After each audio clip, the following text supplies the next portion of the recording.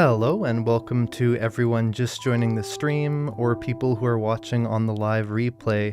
I really enjoy doing these streams as I feel like it's a great way of not only connecting with my viewer base, but also sort of just showing you all what I've been up to inside of Minecraft and actually playing the game. So for today's live stream, I have a couple goals we're going to try and get done. In the last live stream we were building on my base. So you can see that right here, we had made this potion brewing area, which is pretty cool. And you can see we don't have a lot of brewing supplies, but it's pretty good. And we'll just take a little look around the base.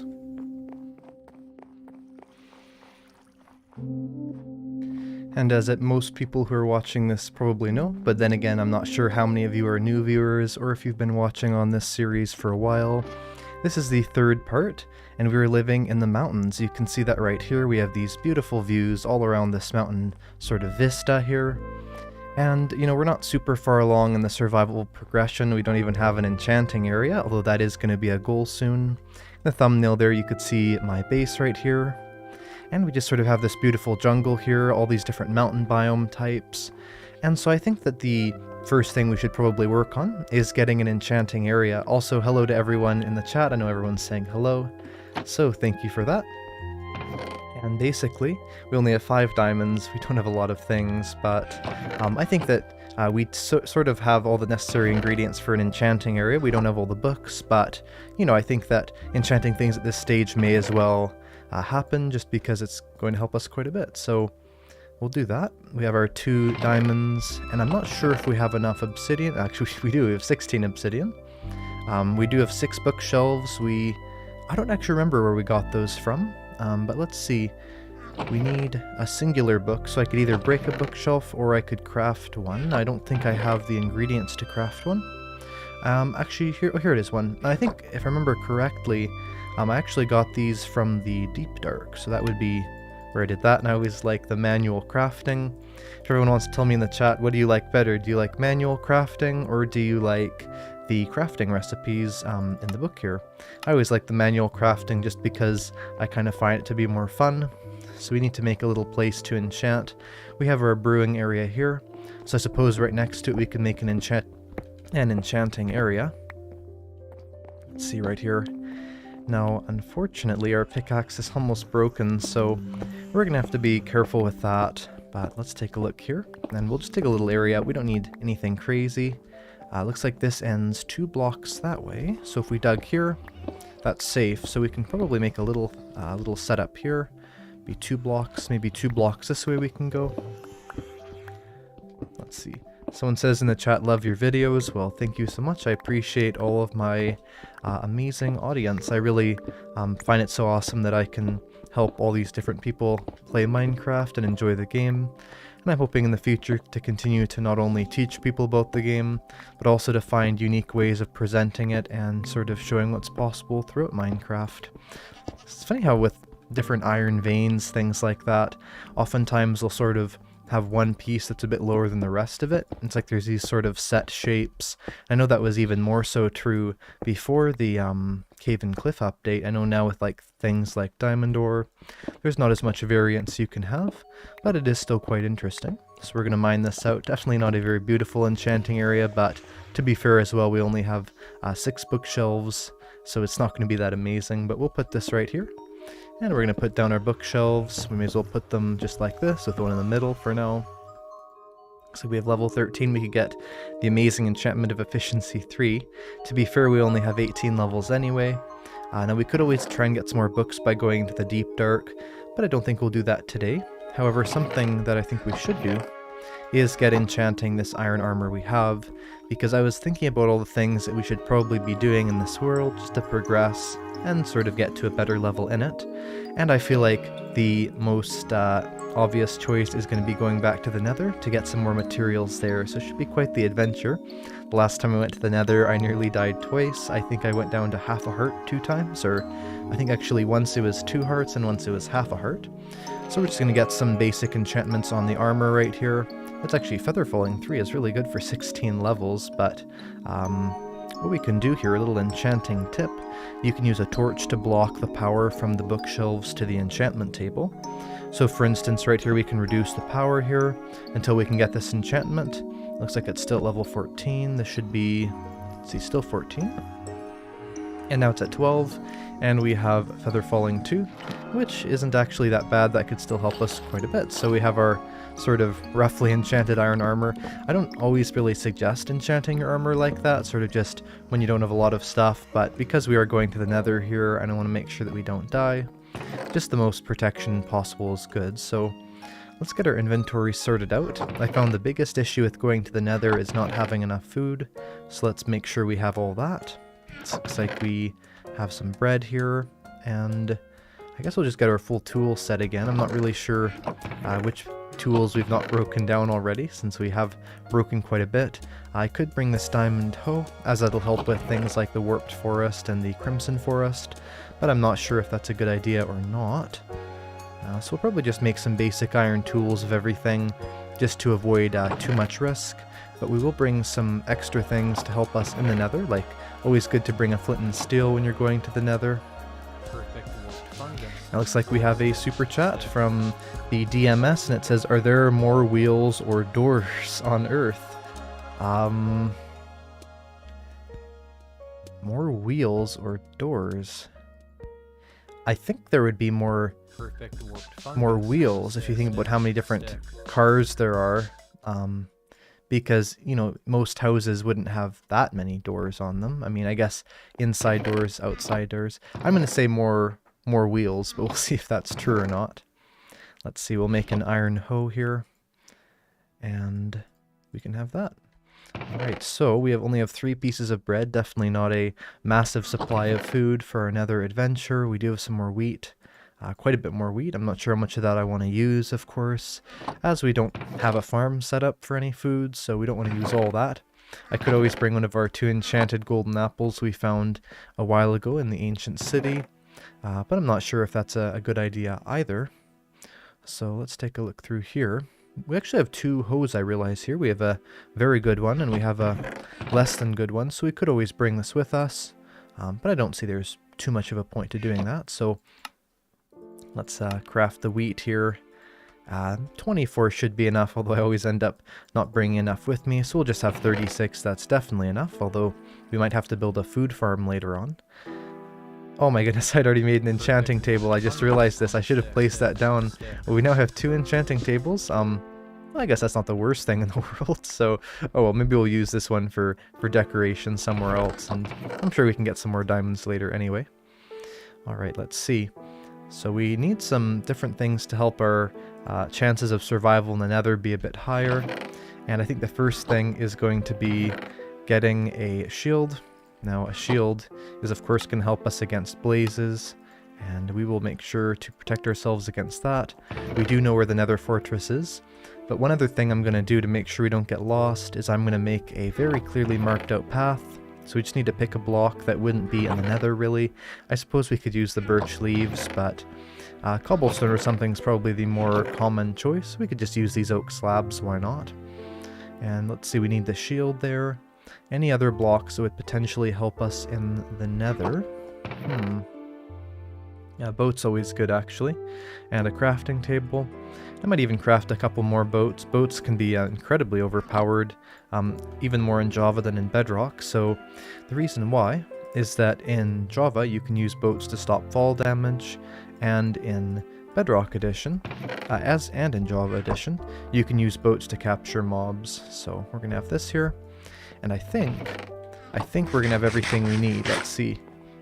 And someone says, how long have you been playing this survival world? I've only played it on stream, and this is the 3rd stream. So you can see that's maybe 8 hours, something like that, because the first stream was about 5 hours, the second one was about 3, and this one just begun. So has just began, I think.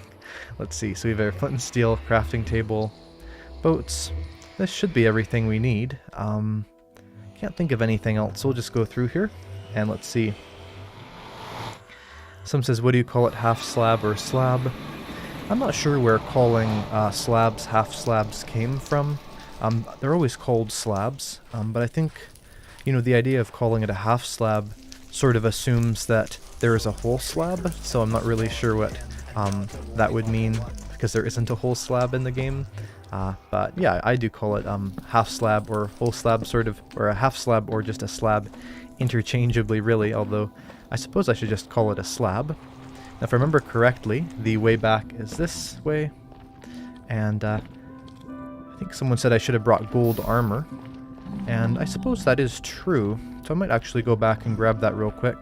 Don't want to wait too long, but it's kind of important. And let's go this way. There is actually a piglin we'll have to potentially fight on our way back, so we'll just quickly grab a bit of gold armor. I thought I'd forgotten something, so we'll go back and do that. And okay, the piglin is now chasing me. That isn't okay, and the skeleton. So we'll just be careful here. We should actually be fine. So I never really like sort of escaping danger by going through another portal, as it always seems like sort of a dumb idea. What? That's not what I expected to happen. I think everyone on the stream saw I went through my normal portal, and here I am. Well, there are 2 endermen here, and I don't see any other mobs. I may as well... how many endermen is that? 3 endermen? Something. It's a lot of endermen. That's weird. I guess we'll get this skeleton. I'm not sure if anyone can see what's going on here. Here. Let's make it a little bit brighter here. Let's get rid of this skeleton real quick. I mean, we need ender pearls, so I guess we'll do that. I have no idea where we are. We're probably just really deep underground or something, but it's funny because I've been using that nether portal quite a bit, so I'm not sure why it suddenly blinked incorrectly. That's really strange. Well, let's get these endermen anyway. The trick to fighting endermen is just to make sure that you're in a sort of protected space like I am, and they'll be very loud here, so let me actually just quickly turn down my hostile creatures a bit, because endermen like being incredibly loud. Probably even a bit lower there. There we go. And yeah, just to sort of trap yourself, there's 1 ender pearl. We'll anger these endermen and hide. I don't actually know if they got angry or not. There we go. That one will be angry now because we hit it, of course. It was funny, I was playing some Bedrock Edition a while ago, and it's actually more difficult to get endermen to stay angry at you in that version, so sort of interesting how that happens. Whereas, of course, in Java, it's hard for them to stop being angry at you. They're very rarely will they naturally de-aggro, but in Bedrock it seems like that's actually really common, which is interesting. Alright. Let's see, here we have... there's an enderman coming after me still. Alright, this is still very strange. We went through that portal. I'm not exactly sure what's going on there. Let's see if we can kill this enderman. And... okay, I don't see any more endermen. I mean, we've got 2 pearls, which is pretty good. I saw some light there. So let's see if that's the exit. Although I don't have a diamond pickaxe. I should have brought it. I could have broke this portal here so we wouldn't go back to it. But I'm really not sure what's going on. It's very strange. So let's go back through here, see where we ended up. It was definitely a twist I did not expect. Okay, we're very deep underground. Very deep, actually. Or 80, so it's not that deep. But of course we're in the mountainy area, so everything's going to sort of look like it's deep down. It's kind of interesting, actually, because thinking back on this world, it's funny that oftentimes in Minecraft you'll have something where it's such a high up mountain that even if you're in a deep down cave, you'll then just be at a normal Y level like we are right there. So, okay, so I think our house is back up there. Again, I'm not exactly sure why we teleported so low. Oh, here's a chest. This probably has some old items of ours. I think this is actually where our old base was. That's funny that we kind of rediscovered that. We may as well grab all the items there and bring them back up. So I think up here is our base, but I'm really not sure why the portal went down there. It could be something to do with the fact that we're just so high up. But again, I'm not really sure why that happened, considering the fact that we've gone through that portal multiple times. We've never had an issue with that. Let's see here. Also, thank you to all the comment moderators in the stream here. They've been doing a great job, and shout out to all of them. So let's go up the mountain here.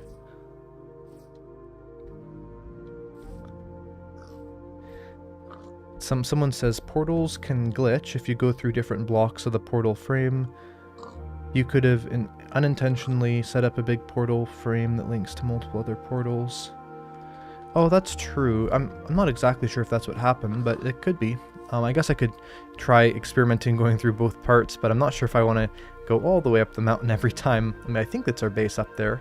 I can't tell actually, though. This might be the wrong mountain. I'm pretty sure, though, so definitely a large height difference. It is funny that that happened, though. It's not usual, really, for... I mean, portals mislink a lot, yes, but it is funny that it was sort of at, you know, after I've already used it quite a bit. Someone said, I'm wondering if I plan my builds before I build them. That's definitely an interesting question. I would say it depends a lot. Usually, yes. Not a lot, though. I won't fully plan them out. I find that sort of the random, spontaneous builds to be more interesting. But I think that, you know, generally it depends, of course. Like this build right here was completely spontaneous. I didn't plan this out at all. Looks like I've gone on the wrong end, actually. But, you know, of course, also, if I'm making something very large, like I've shown in some videos before, like this massive hourglass building I've built before, and something like that took a lot of planning, so it depends a lot. Let's see, let's put away these stone tools we found there. Let's get these ender pearls put away as well. I mean, half the point of going into the nether was to get ender pearls anyway, so it's kind of funny that we found those sort of through a different method. But let's put those in here. We definitely have no sorting skills so far, but we'll work on that later. And thank you for the super sticker. Let's see. Crafting table, chest. I guess it's everything we came to the nether with, but of course we came back for a reason, and that was for a gold helmet. So we'll see if there's an existing gold helmet. It does not look like there is, although I probably just don't see it. But that's fine. We'll bring a gold helmet with us, and I would do some piglin trading, but I think our inventory is going to get too full. So let's go through here, and we're going to go through the nether portal again and hope that we do not have the same issue. Let me just make sure we have nothing else so I don't accidentally have to go back through again. I don't think so, so we're going to see what happens here.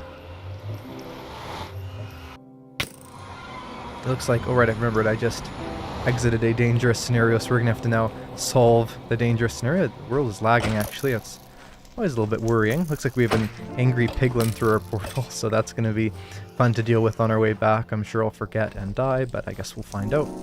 Let's get rid of the fire around here so our slabs don't burn. That wouldn't be ideal, so we're going to go over this way and basically find that portal again, and I believe the portal is just over here. It shouldn't be that difficult to find. Now, let's see. Let's try to get a nether song. There we go. So if we go this direction, I believe it was just over here. Let's get our gold helmet actually on so it'll make any difference.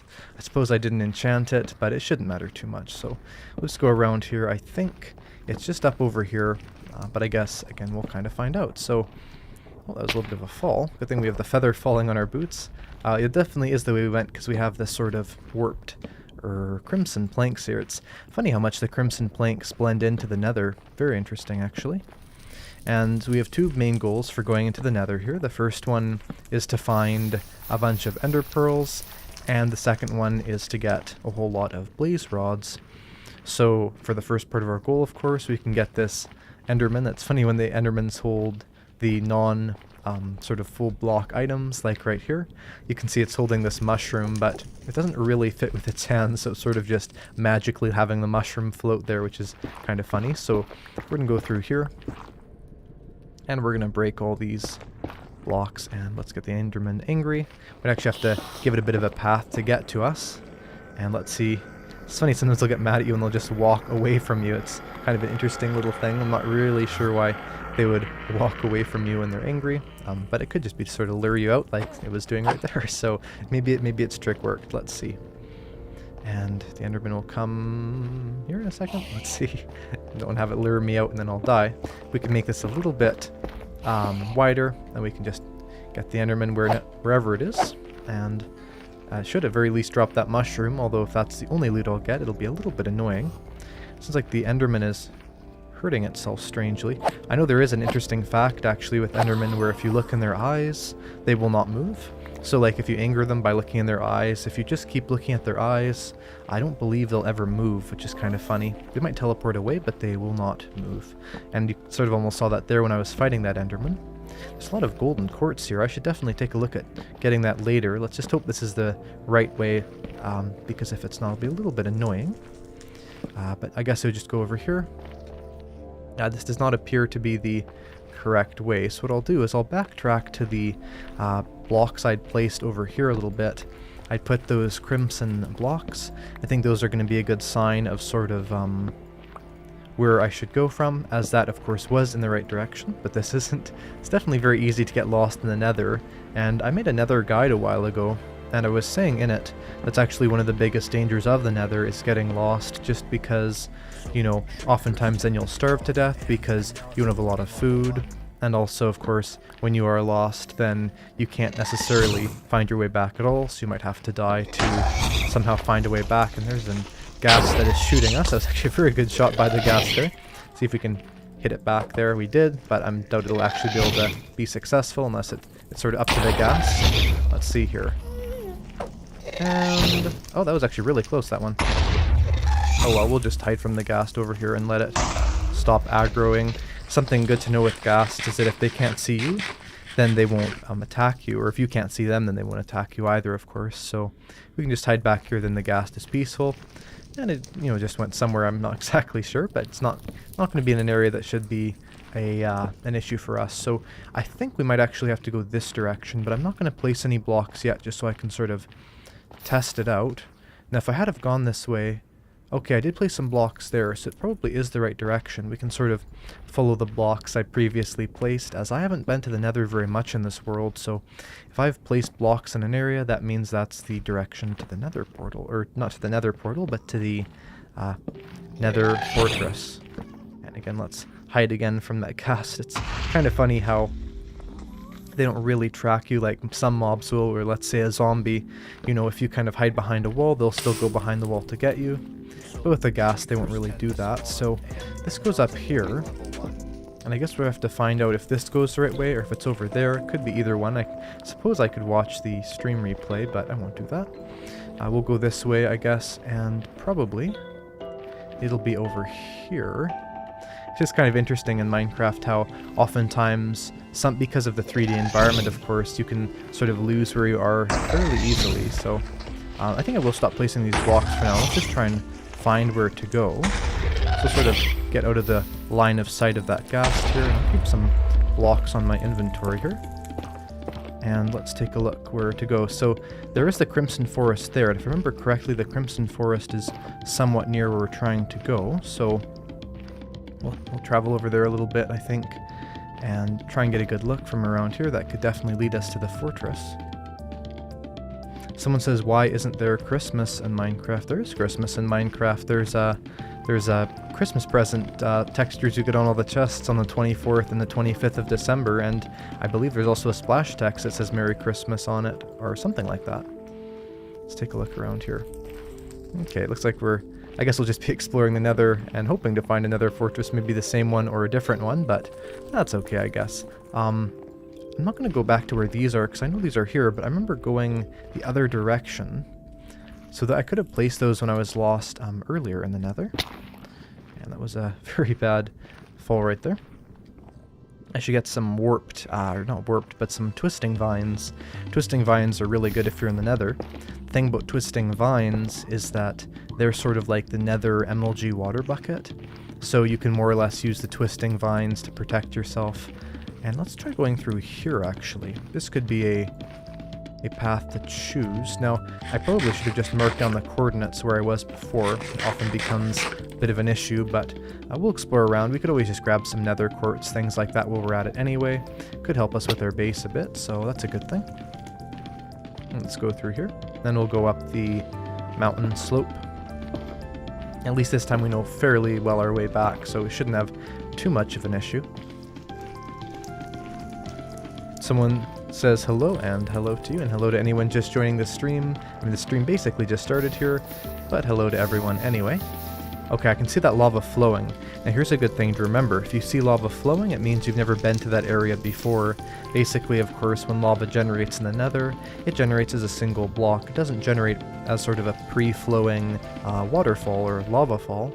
And so because of that, if you see some lava that's starting to move around and spread from being up in the air, that means you've never been to that area before, or if you have, you've been there for, let's say, less than maybe 10 or 20 seconds, so that would not be the right direction, and we can tell that by the lava fall, which is kind of interesting that, you know, there's these sort of clues and interesting factors like that in the environment of the Nether you can use to figure out where you should go. So I guess I may as well try going this direction. Now it could be over there actually.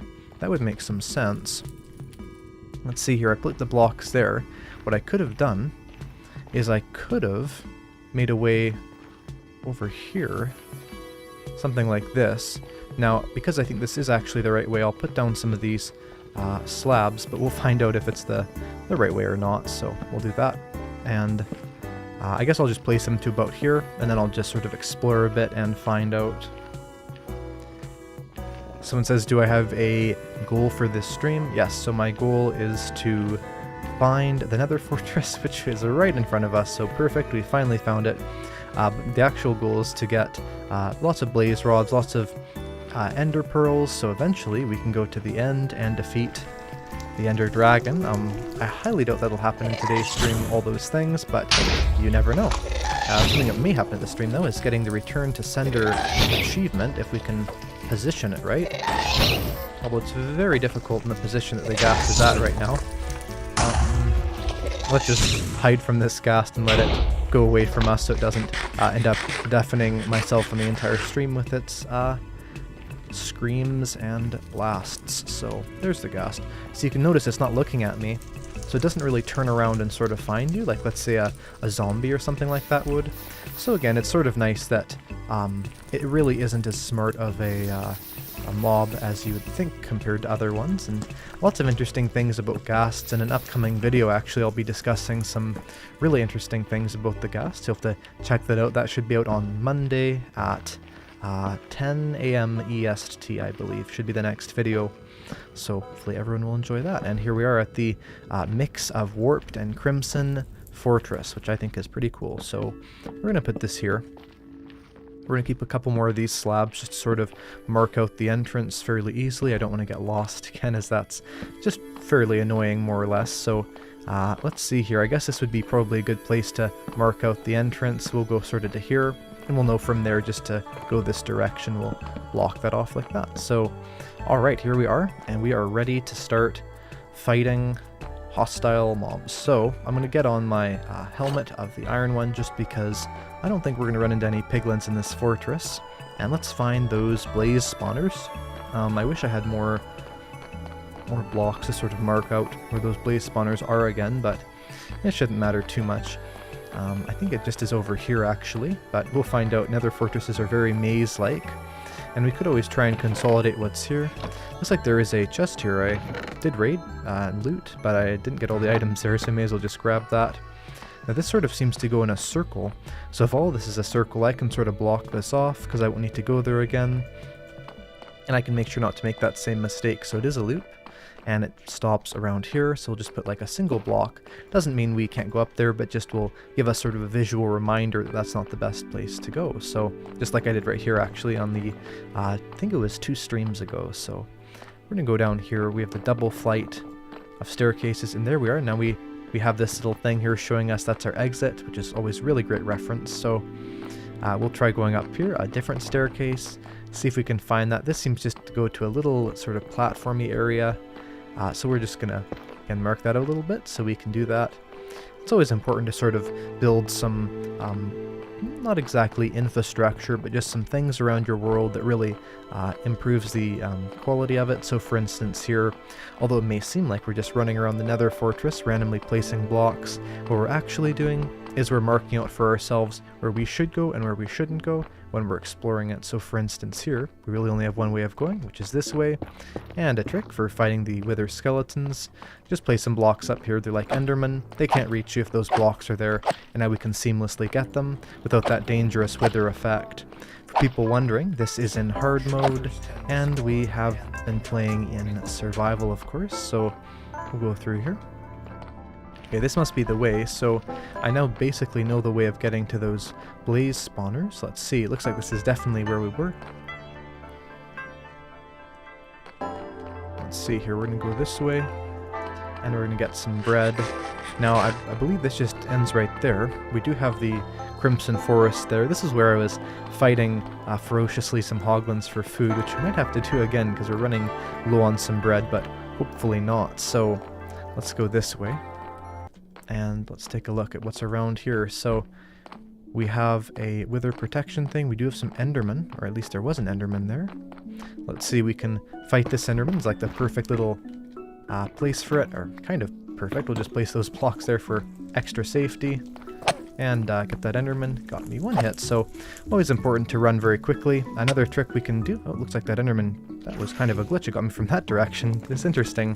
Don't think I should be able to do that, but oh well, we'll just get it captured in a boat. That's always a good trick as well. And then you can just grab it from there, and that does work on Bedrock and Java, although it did not drop a pearl. So there is the real prize, which is the blaze, and these blocks here don't really do much, but they are going to help us to sort of get rid of that line of sight, so we can just hit the not really feet, but the lower floating rods of that blaze. So the shield can help us. So you can notice right here, if we hold up the shield, well, they're not really going to be able to hit us either, so that's actually kind of a good trick, right, is to get them to fire their fire charges, and then to go like this, and you can see they all hit here. So there's lots of cool tricks like that when fighting the blaze. Of course, there are a lot back there, so we're going to have to be careful about that. But yeah, let's see what is around here. So get that sort of unlit. We're going to jump up, try and get them to fire all those. You can notice they were all stopped, and now we can go through here. The problem is there's so many blazes, it's actually going to be difficult to get them all at once. But it is interesting how just 3 netherrack can almost completely protect us. So we're going to go through here. We're going to fight these, even though it's going to be a little bit dangerous. We got hit once there, which is not shocking. But we're going to see if the shield might help us. This is a double blaze spawner, so if we need blaze rods, this is the place for it. Sometimes, though, these blazes do have trouble hitting you from certain directions and certain methods. There is a piglin there, actually, so, you know, here I was saying earlier we don't have to worry about the piglin, but, oh well, it doesn't matter. It looks like the piglin was hit by the blazes, too, so we're not the only ones struggling with those fire charges. We're not really struggling, but, you know, having an issue with that a little bit. And we'll get rid of this blaze right here. We have the first blaze rod. Apparently, none of those other blazes had the blaze rods, and we probably should put on that golden helmet. Now we've had 2 piglin attacks here, so there we go, sort of backups for the blaze there. So we're just going to hide back here, and of course the trick with fighting the blaze is just right after they shoot their 3 fire charges, basically. They're not really fire charges, but they act like it. Then you can just hit them in sort of their cooldown time, so like this one right here. You have to be careful though. So of course a shield right there protects us, but oftentimes you'll have the issue where they won't drop a lot of blaze rods. So for instance, we've killed quite a few, gotten in quite a bit of danger, and yet still we only have a couple of those. You have to be very careful though. Especially if there's a lot, they have 2 types of damage. They have the melee attack and they have the fire attack. So the melee means if we're touching them, we can still get hurt, and you have to be careful with that for sure. Always good to eat and regenerate your health in these scenarios as well. As in Bedrock, you regenerate health a little bit slower, but in Java, basically the second you're done eating, if you have that high saturation, you're just going to instantly regain that health. You know, I probably should have done, I'm not sure if I can do this with netherrack or not, but is have some torches so I can stop one of those blaze spawners for now. There's so many of them, it's definitely incredibly dangerous. So let's get rid of this blaze right here, and be careful with that. Again, usually if we can block that sort of line of sight there, we're somewhat safe. Right here we're protected because we have our shield, so we're going to be careful with that. Of course, can't always be fully protected by that, but it's better than nothing. And again, you can see here, if we're quick enough, we can get those before they light up again. Shields are definitely incredibly overpowered inside of Minecraft, and for instance right here, that probably saved our life multiple times. We'll just continue to run around here, and of course when they have that flame effect around them, that means that they can shoot fairly soon. So again right here, we'll just hold up our shield, or we can place some blocks in the way, although that doesn't help us too much as that sort of blocks their vision, so, or blocks our way of getting back to the blaze. It does block their vision, which is a good thing, but of course not being able to get to the blaze is not a good thing. So we'll get rid of this blaze, and it looks like we are on fire, only for the second time, which is pretty good, I would say. Let's hope we don't burn to death. We should actually be fine here, although always good to be careful there. So we have 5 blaze rods. We don't need many more really. Probably 3 or 4 more, and then we can just go to some warped forest enderman hunting, and I can show people, all of you people, you viewers, you replay watchers, or whatever you want to call it, people who are watching this after it's live, show you some enderman hunting tips and tricks and things like that, as enderman hunting is fairly interesting and has a lot of interesting tips and tricks surrounding it. Now this is very dangerous what I'm doing right here, and I fully understand that, so we're going to be careful with that. Problem is there's too many blaze that can get to us, so it's sort of a little bit too dangerous to effectively do. Problem is too is, see, the shield doesn't have a full 365 degree protection, as you saw right there, so for instance when we're not facing all the blaze they can hit us, so you have to be careful with that one, but overall it's not too bad. So we're gonna go through here and we're gonna get this. There's definitely too many blaze here though. I might just let's come up with a strategy. I think that looks like that blaze has got through. Just there we go. That was close. They're definitely trying to get me, so I suppose we'll have to sort of section them off one by one. There's a army of blaze here for sure. I was trying to get the blaze, but now they're going to try and get me, so yeah, that was a very good shot actually by that blaze. Probably not the best idea though to be jumping up when they're hitting, so basically what we'll do is we'll sort of let these all fire. We now have a little bit of time to get these. This one right here, it's always good just to hit them as quick of succession as possible. We now have 7 blaze rods, and we're just going to block off. Okay, there we go. We're almost good. So let's see, we can now get this blaze right here. Is that piglin wearing iron? Oh no, it's gold boots. Look like iron. Look at this, the piglin's going to fight the blaze for us. That's perfect, although it was a short-lived fight for sure. The blaze is definitely more powerful than the piglin.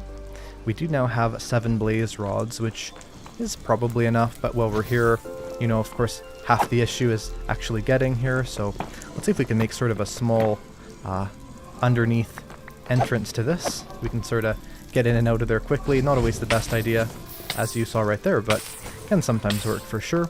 It's always good to sort of give yourself little sectioned off protected areas. So for instance here we can hide here, or we can hide over here, and let's take a look. Oh, there we go, of course got hit again. Looks like we have a super chat from Limited, and it says, good job on hitting 190k. Hopefully you hit 200k. Well, hopefully as well. I'm sure I will eventually. I'm not sure if it'll take too much longer. Hopefully by the time Minecon happens I can have 200k. That would be pretty cool, so we'll see what happens there, of course, but that should be pretty good. Let's see if we can, for now, let's see if I can get these blazes without dying. Actually, we're getting a little bit low on hunger there, or not hunger, but health, so food is also getting low, so we might just stop at one more blaze rod. This is getting a little bit dangerous. Certainly the problem with blaze is that, certainly the problem with blaze, if there's too many of them, be a little bit too deadly, so we might just stop on that for now. We do have some blaze rods back at our base, so I think we're good at 7. And let's take a look through here and see what we're going to do. So, let's go through here. I have a question though for all the people in the chat right now. What do you like to do better? Do you like to wait to go to the end, or you like to get to the end as quickly as possible? I know some people sort of like taking a very long time to go through all the stages of the game. Some people like speed running. I'm definitely not speed running right now, but you know, sort of even just what I'm doing right now, where your goal is always the next step to get to the end, or your goal is maybe just to sort of build what you want, have fun. It's always interesting how different people have different methods of playing. I find that quite interesting. So someone says 100% wait. They want to definitely be prepared, and I would probably agree with that. You can see right here, even, you know, a little bit deadly there with the blaze, of course. We could always run into another blaze actually just going through here. But on to our next goal, and our next goal will require us to use this conveniently placed way out of the fortress, and of course we now have Pigstep playing. It has to do with these hundreds of Endermen in the warped forest, which I feel like the warped forest alone has probably made the amount of time that it usually takes people to get to the end to be probably 30 minutes to an hour less at least, just because there's so many Endermen here. It's the perfect place to just get ender pearls without having to go to the end, of course. And getting to the nether isn't necessarily the easiest thing, but it's pretty easy compared to going to the end, of course. So we'll just break a lot of these blocks, get all of these endermen angry, and the first step to do when fighting endermen is to make sure that you have a area that is 2 blocks tall that you can hide under. Now, I wouldn't actually usually suggest building what I'm doing, sort of an enclosed area, as it's much better to just dig into a wall as you have a better idea of what's around you.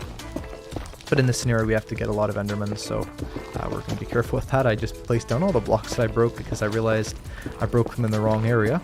Something to be very careful about is not building your shelter out of blocks that endermen can pick up. I've done that before, and it is definitely not a good thing at all, because what will basically happen is, not really on purpose, but they will eventually take apart your structure, and once they've done that, then you're more or less dead, as of course endermen can be, in some ways, one of the deadliest mobs in Minecraft for sure. So here's our shelter. We're now going to anger all these endermen, and of course you can anger endermen 2 ways. The first one is looking them in the eyes, and the second one is by insulting them. No, the second one is by hitting them.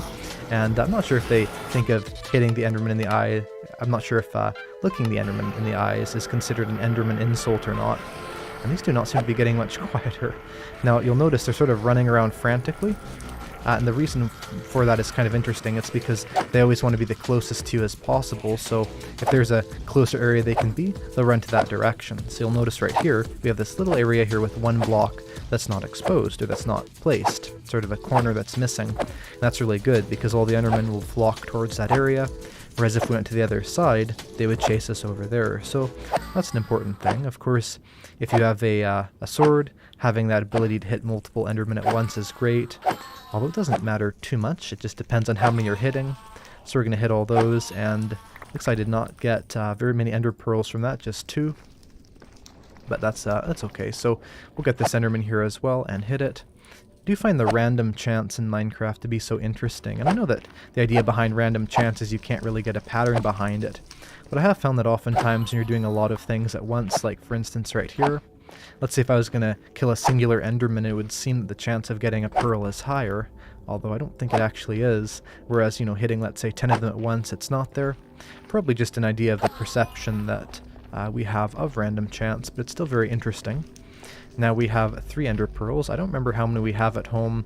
We're going to try and get as many as possible, as of course we have to not only fill out that end frame, or the end portal frame, but we also have to find it, and finding it can take very few or very many pearls, depending of course on luck and your exact technique for that. So we'll just collect these for a bit. But one thing that's awesome, an interesting fact about endermen you may not know, is that endermen have silk touch. It's true. If they didn't, how could they pick up the nylium? As of course, let's say we try and pick up a nylium here, it'll just turn into netherwort, or not netherwort, but netherrack. It'd be kind of funny if it turned into netherwort.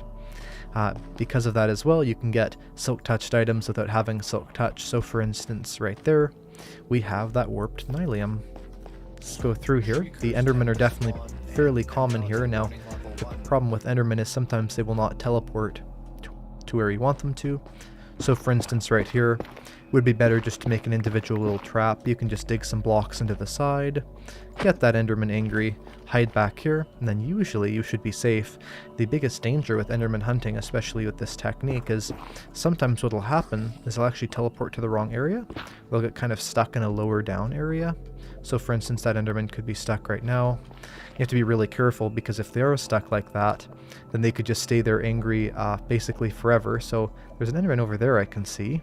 May as well get that one angry as well. Sometimes they do stop being angry, but it's fairly rare. Now here it looks like there's not a good way for endermen to get up here, so I'm not sure if we could potentially dig a better route for them. Sometimes you just have to wait and hopefully they aren't hiding for you somewhere else. You can always run out a bit, run back in, but you always want to be fairly careful. Oftentimes it means though too they think they have a better route to get to, so you could always dig around a little bit, try and find an area where they could be hiding. This one could be above us, this one could be below us. Just any place that the enderman might think it has a better advantage to than it actually does. We could also break these blocks above us here, just a little bit here. Someone says, am I on Twitch? I am not streaming on Twitch currently, but I'll put up right now, I have a social medias there. I do have Twitch, it's Eyecraftmc. I've never actually live streamed on there before, to be honest, but I do want to. And so that's there. Also for the chat moderators, if you want to put the link to the Discord in the chat, it should also be in the description. I have a Reddit, I have a Twitter at Eyecraft_MC. You'll get to see what I ate for breakfast today on my Twitter if you want to follow that and take a look. And yeah, so I have all those. But back to Minecraft and back to our sort of Enderman fighting hideout here that's been slightly unsuccessful.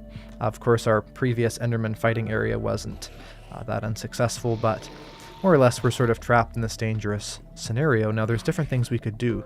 I think our best option is honestly trying to get the Enderman over here, but to now capture it in a boat, just because I don't know where it is, and looks like we just found it. It's hiding down there very angrily, so lots of things we could do here. I think the best idea is going to be to try and trap it. Now, to trap an Enderman, be very careful. You can notice moving around here, one teleport and we could be dead. I don't think so, but we could. So you have to be very careful. Now, if we could dig it a pathway up, that's always a possibility, but more ideally we should just build a place down a boat.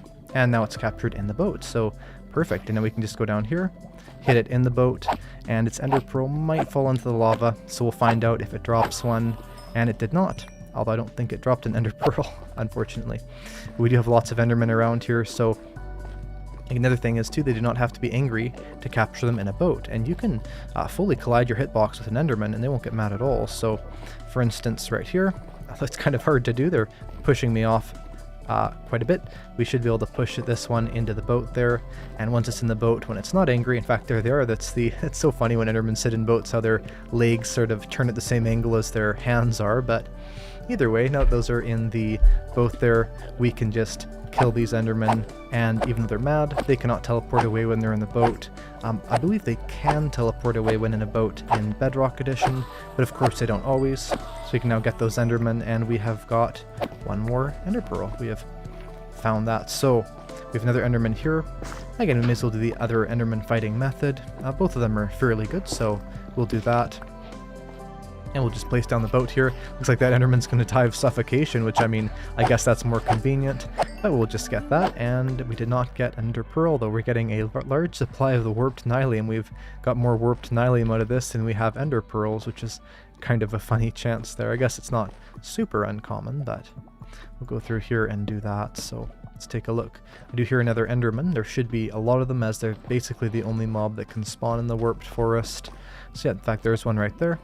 Of course, in certain scenarios like where I am right here, it is almost always easier just to capture the enderman in a boat, although the chances do vary a bit, so not always is it the best idea to do the boat method, and like I was saying, in Bedrock it's a little bit, or a lot bit more dangerous, so we're going to place that there, see if we can get the boat on the corner, just push the enderman in there. Might not be able to get in, but it looks like I got the enderman angry. We're just going to dig into the wall here so we're safe. There we go. You have to be careful about that, of course, when you're trying to push them. By accidentally, you might end up touching their hitbox. Looks like that one fell in the lava. Have to be careful here, but we shouldn't be. I feel like any ender pearl we're getting, it's going to definitely be burnt in lava, but that's okay. The unfortunate thing is sometimes they'll be angry and you can't hear them. So for instance, that enderman right now could be dead, or might not just be able to hear it, although I can hear it. I think it's still on fire, though, it sounds like, so we'll just be careful. We're in a somewhat exposed area, so I'm assuming that if the enderman is out there trying to get us, we should be able to see it fairly well, so we'll do that. And of course, there's also always other methods of getting ender pearls. We could do piglin trading for them. We could do different methods like that. I know speedrunners generally try and piglin trade for ender pearls. The problem with that, of course, is that it is luck-based. It's sort of just, well, if I do this, 20 different times, one of the times I'll get all the pearls I need, and so because of that, it's not always the best idea to do the piglin trading method. I do not hear the enderman, and I do not see it around here, although it could, of course, teleport to try and get us at any point, so we just have to be careful.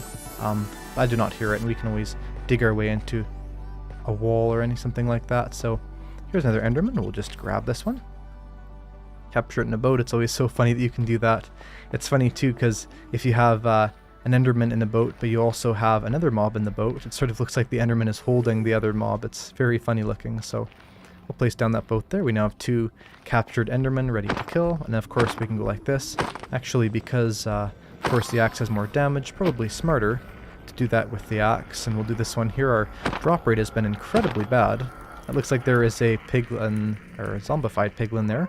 A good little trick if you ever have a scenario like this where it's fairly dangerous is basically to turn on your hitboxes, to notice right here where we can hit this and where we can't. Hitbox of the boat right here is this smaller white one, or actually the larger, sort of shorter white one. We'll hit right there. And now that pigman is not angry at us, or the zombified piglin is not angry at us, but we do have our boat broken and that piglin freed. So let's take a look through here. So it says boat mechanics be weird. Boat mechanics are definitely rather weird. I made a whole video quite a while ago that said, I think it's something like boats in Minecraft are OP, because they're definitely overpowered for sure. There's a lot of amazing functions they have, and they also had a lot of glitches in them for a very long time. Although most of those have been fixed, there's still some weird things you can do, like, for instance, using boats to go across lava. I did show that off in that video. So I'm not sure. Those things are obviously very difficult to do, but are still interesting to try and attempt. So I can hear an enderman. This really is not that big of a warped forest. I guess that just goes to show how common it is for there to be the enderman. There's one right there. We still have only 4 ender pearls, which I'm a bit annoyed at. It's pretty ridiculous actually. We've killed so many of these endermen and yet only one of them. And oh, that one just walked right over there. That's completely unfair. Let's see.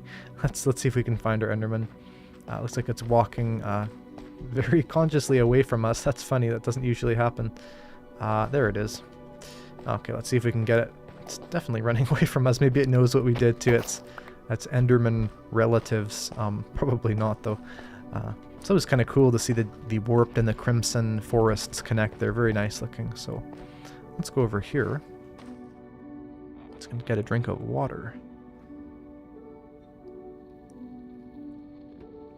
It says get some mushroom soup. Well, you would be correct about that. I do have 1 mushroom of each type, interestingly. And I also have some wood. And that's basically your only non-dangerous food source in the nether, of course. You can always just kill the piglins, but mushroom soup is a good one. And mushroom soup, although not, you know, the best food source at all, is definitely one that is very easy to get nonetheless. So we're gonna, I guess, go up there to get that enderman. I was about to pile up with the magma blocks, and that is definitely not a good idea. So let's place our dark oak boat, get that enderman in there. Come on, enderman, you can do it. Let's see. Let's see. We can get it in there. And there we go. And the enderman is now in the boat. So we're going to hit the enderman there, and hopefully it will drop a pearl unlike all the other ones, and apparently just did not want to break the trend because it did not drop a pearl. So I guess we'll keep looking through here. Hopefully we can do something more interesting than just looking for endermen and unsuccessfully getting their pearls. There's one more though. They do generate pretty frequently, so I suppose the good news about this would be it's definitely still a shortcut compared to most methods of this. I know placing boats can be a little bit annoying, but overall it's a pretty good method. So we'll just do this. We could do a critical attack, and it looks like that one did drop a pearl actually. That's good. That's better than all the other ones. We now have 5 pearls out of like 16, so hopefully the other ones are gonna come quicker. It's funny, the sound is kind of localized from the enderman. If we walk away from it, we can hear it less. Sounds do have specific locations to them, interestingly enough, so you could see that right there. For instance, when we were next to the enderman, we heard it more. When we walked away from where it had died, we could hear it less, so that's quite interesting. And there's another enderman that has spawned, as there's sort of an infinite supply of them. So we'll just place that there, and we'll capture this enderman. And how has everyone's Saturday been so far? My Saturday has been pretty good, and did we get a pearl? We did get a pearl. Look at that, where luck is getting better. So yeah, how's everyone's Saturday been? In fact, why not? Let's make a poll about that. Let's see. How has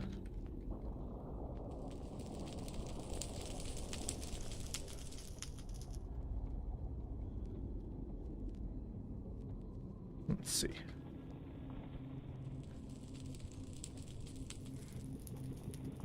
And we will do good, meh, or bad. And let's see. How has your... Very laggy. There we go. And we're going to see what everyone's Saturday was like. or I guess how it is, as of course, for some people your Saturday is basically just started. For some people your Saturday is maybe even gone. Maybe it's not even Saturday for some people. I suppose there would be a couple where it's not Saturday, so if it's not Saturday where you live, I guess how has your Sunday been? So there we go, and look, another pearl. So my Saturday is looking up. We now have, every Enderman has in a row dropped a pearl. Hopefully this one will as well. That would be pretty cool. See if we can grab this one. Looks like this one's fairly smart to what we're doing, so we're going to place this around here. Of course Endermen don't actually have any ability to know that we're trying to capture it and run away from it, but it is funny because sometimes their sort of random movement algorithms will make it look like that, which is quite interesting. And this one does not have a pearl that it dropped, but that's okay. So we're going to go over here and we're going to get some more. There's some more over there. It's something really good to know when you're trying to hunt mobs, get mobs to generate all those sort of things, is that mobs can never generate in or spawn in if they're 20 blocks or closer to you. So if you go away from the area where you want to get your mobs and then come back to it, you can often find much more mobs, as they'll have the room to actually generate in. As of course, let's say this warped forest is really small, which it is, then this Enderman may not actually have the right place to generate in. But look, that one dropped a pearl. We're now halfway there. That's a pretty big thing. We got 4 pearls in like 2 or 3 minutes versus the other 4 that took like 15 minutes. So we'll go through here and we're going to get these other Endermen that generated in where we're gone. Interestingly enough, you can see if we look at the back of the Enderman, it's not actually looking at its eyes that bothers it necessarily. It's just looking at its head in general. So that's sort of interesting. And no pearl from that one. There's another Enderman there. I nearly looked. Oh, looks like there was, I think there was a blaze that actually hit me. That was a little bit unexpected. We are getting low, however, on food, things like that. So we may do, although I don't really want to, is we may just get this Enderman and make our way back, unless we can find a good supply of mushrooms. And we will look for mushrooms, but there's one more Enderman there. We might just grab that one real quick. And then we will continue on our way. Looks like that Enderman just got shot by a blaze, which is incredibly funny. I'm not sure if that'll change anything about hitting it. Doesn't look like it, but that's okay. So there's a hoglin actually. That's not very good at all. So let's try and get through here safely. We're just going to sort of go this way. I don't really see any big deposits of mushrooms, anything like that. So we'll have to carefully navigate our way back. There is a blaze there that is trying to get us. We do have a shield. Found the funniest thing about having a shield is sometimes I will have it equipped on my inventory, but I will actually forget. And it looks like 63% of people said good. I thought it would be more than that, but I'm glad that 63% of people are having a good Saturday. If not, hopefully this stream will make your Saturday just a little bit better. And we'll go right through here. And let's see if we can make our way back up without having to go right back to our main path the standard way. Something I'm really excited for is Minecraft Live. Of course, that's going to be October, middle of October there. Be very interesting to see what's announced. Of course, they haven't straight out said we're going to announce 1.20, but of course we all know that they will. So that was a very easy way to kill a ghast. But anyway, I'm sure of course they will announce 1.20. I'd be shocked if they didn't. And so it'll definitely be interesting to see what exactly 1.20 does contain, if it has an end update, a PvP update. I want to make a video soon kind of discussing all the possibilities that 1.20 could be. So hopefully I'll be able to get that out fairly soon, because I think that 1.20 is definitely going to be a very, very big update. I think I actually broke one of these slabs that is the way back, so I'm going to replace these and do a coherent trail, so next time we go to the fortress there we won't have to worry about getting lost, of course. So we'll go through here. I feel like, although it's not very interesting, I mean it's kind of interesting, but I think that one of the most important things we're gonna have to do soon is making a food farm, just because we are running low. So let's see, the slabs here are a little bit confusingly placed. Let's see if I can re-navigate the best way here. So those go there. So I guess we just want to reconnect these. It's funny actually, those piglins sort of spawned right in front of me. The zombified piglins. Let's see here, we'll go through here. And someone said that they are from Italy. Well, hello to my Italian viewers and my viewers from all around the world. It's so awesome how many people from different places have sort of come to this stream to enjoy it. Now, let's take a look here. It looks like we do have our normal way back over there, so we're just going to walk this way a bit, I think. Shouldn't be too much of an issue. Let's see. I guess we are, of course, almost starving to death. Not really starving to death, but we're on that sort of threshold. It's interesting because once you get to 3 hunger bars, or hunger haunches, or whatever you want to call it, you don't really have the full ability to drain that hunger anymore, so you'll sort of just stick at that level. I mean, usually you could run or you could jump. I mean, you can jump, but, you know, because you can't run, and that's, of course, one of the biggest things that drains hunger. It's interesting because once you get to that level, you're sort of going to stay there for quite a while and then not instantly go to the, you know, declining modes to then starve to death, which is interesting. So, something I did remember, though, is we do have a murderous piglin on the other end. However, we have a golden helmet, so as long as we wear that, we should be completely safe. So we're going to go back through this portal. What I really hope, though, is we're not going to end up in that stupid cave again, because I'm going to be kind of annoyed if we do. So let's find out, actually. I'm trying to think what block would potentially lead me to where. Oh, I'm just going to go on this block. We'll see if that's actually true in this exact scenario, but I don't actually think that's how it works. Let's see, though. And we are on the other end here, and there is a skeleton that's trying to kill us, and we are doing actually very badly here on hunger and all those things. So I'm going to get back through here pretty carefully, because we're on very low health here. Good thing we have our full armor, so we're just gonna go through here. It is nighttime, actually, which is, you know, of course we always have to make these things be interesting, so of course it's nighttime, and we're gonna clean up our inventory a little bit, get any important items. It's always good to have items you can do saves with in your hotbar. So for instance, this boat or these ender pearls, I could potentially use those to save my life at some point. I should have thought about it going through the other side. I definitely would have taken a bit more time and scavenged for some resources, but actually now that I think about it, I could always go through there and actually test out that theory, although the thing isn't spawn proof, so I'm not sure what's safer. And we might actually try that. We'll go back through here and we'll see if both those blocks do have the same effect. We do have some logs on us, so if we, or some wood type items, so if we break these pieces of coal here, we could make some torches to make that cave sort of safe, and we can see if we can actually get to the other side again. I don't actually think that's how it works, but we may as well do the test and find out. So go through here. Of course, Minecraft has so many mechanics on it, and they're all very nuanced, so it'll be interesting to see if that is a mechanic that applies in this scenario. So let's go through here.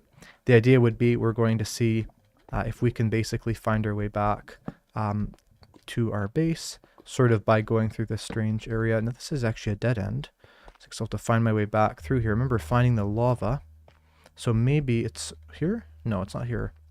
See, it's always supposed to actually find a way back to the cave now too, which is interesting. So let's see here. It could be up here a little bit. Oh, this might be, oh yeah, it's right here. Let's hope there's no hostile mobs in here, although there probably are.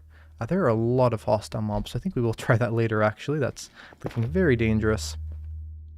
So I'll just go back up here, and I suppose if I want to be very lazy, I could just block myself in and then wait for the daytime to come, but I don't think I'll do that, so we'll go up here. I found what some players will do when they're scaling a mountain is they'll use a bunch of blocks to do it, which is fine of course, but something I've always found that's unfortunate is that oftentimes players will use things like netherrack or just sort of blocks that really don't blend in at all, and that can unfortunately make areas look not very nice. So, and actually something I just realized is that, and you'll know this if you've been watching all these live streams, is that where we used to live, there was 2 caves on either side. There was a cave that went to the deep dark, and there was a cave that just sort of ended off, and we're actually in that cave that sort of ends off, which is interesting. So there are some mushrooms here of the brown and red ones, so we could always try and get some food that way, but I think we'll just walk up the hill here. There shouldn't be any hostiles. We do have a shield, so we'll just be careful with that. And I mean, I suppose even if we did die, we do have 20 levels, which I don't want to lose, but our base is just up there, and I think we should be fine. Let's see here, we're going to go up here, and go through here. Also, for anyone who's wondering, I do have a Minecraft server, a SMP at this point, but I might use it for other things in the future, or have multiple things, maybe for videos. So if you ever want to have the potential for appearing in a video, or at very least participating somewhat. I do have an SMP, and you can join that by going to my Discord server, and there should be links to the Discord server in the chat right now. And yeah, there's lots of interesting things that happen on there, so let's go through here. I do see we have some powder snow, at least there is one block of it over there, so we're going to be very careful as we travel up here, but we're getting there. And it is funny how the only problem with living on top of a mountain, of course, is there is this sort of eternal climb all the way up to the top of it. But I suppose that's better than nothing. There really are not many hostile mobs that seem to be up here. I'm not exactly sure why, but it's a good thing in our scenario for sure, as we don't have to worry about it very much. So we're going to go up these hills, and we can see the light of our base up there, even if we can't see the base itself. It's a good thing I have spawn-proofed it. It's also a good thing I found that pig back there for the raw pork chop, or we wouldn't be alive. And funny enough, I have not made an entrance to my base yet, an entrance or an exit, and so because of that, we'll have to mine our way in every time, but eventually, of course, we can make something more official. But for now, we are safely back at our base. And someone said in the chat, make a bubble elevator to ground level. I definitely will do that soon, but I do not have enough kelp for it for now. The trick to making bubble elevators is generally using kelp, and I do not have enough kelp right now. So let's get these items put away. We'll see the final plunders we got from our nether trip. So that was 8 ender pearls, 7 blaze rods. We'll combine that with the totals we have and see how many more we'll need to eventually go to the end. Put the gas tier in there as well. We could actually bring that to the brewing area. Let's start by making some more food. And I guess something really important we're going to need is a potato farm, likely. Although potatoes are not the best food source, a really good early game food source to make is a potato farm, as they have much more nourishment than, let's say, carrots would. You also can't really improve carrots' hunger values, except for if you craft them into golden carrots. And the problem with golden carrots is that they're somewhat expensive, and also they're much more easily obtained through villagers.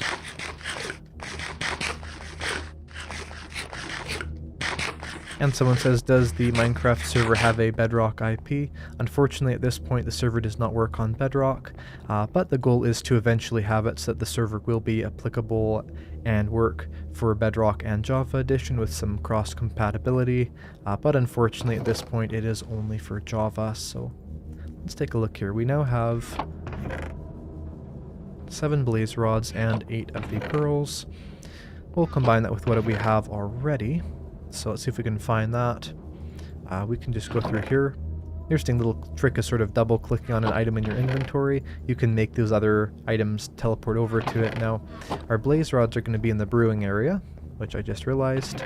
They're right there. So we have 10 blaze rods. That's 20 blaze powder. I think that's what it's called. It's not called blaze powder, is it? No, it's called... Oh, yeah, it's called blaze powder. I was going to think it's... Blaze powder sounded wrong, but no, that is correct. But 20 blaze powder is probably enough. Of course, the portal for the end is going to use 12 max, so that would give us 8 to find it. And we have 3 there, so that's 13. So technically, we have enough to find it, but we'll keep it at that for now. I suppose maybe 5 to 10 more ender pearls would be good, and a couple more blaze rods. But overall, that's definitely a significant more to add to our collection. And as it is now daytime, and we have some nice music playing, I think it's time to turn our sights off of the nether and to look at some more practical things to do to sort of improve our overall situation. So let's take a look here. We only have 4 raw mutton, so our food stores are getting very low, and we don't have any potatoes as far as I can see. Now I'm going to check, because oftentimes I'll say that, and I actually will. So we're going to go through here and just check every item, make sure there's no potatoes that we have. But if not, what we can do is there is a village near the spawn point of the world. We can adventure there, and we can get some food. So we do not seem to have any potatoes. So what we're going to do is we're going to go out. We need several things, actually, because we're up in the mountains here. Of course, everything's snow. What we do not have is we do not have any of the dirt, really. We have some dirt. We don't have a whole lot of dirt. And so what's going to be important is to get the dirt needed to build a farm, of course. So let's go through here. And it's awesome to see all these familiar faces in the chat, by the way. Thank you to everyone who has been able to join the stream live or who is watching the replay. And hopefully all of you enjoy it. Let's take a look here. So we're going to go back to the spawn, so we need some shovel materials. We do have 3 diamonds. I'm not sure if it's smart to use one of those on a shovel. We'll probably just make iron shovels for now, although really materials in general we're not super stuffed with all these different things, so we don't have a lot. We're going to get some shovels here.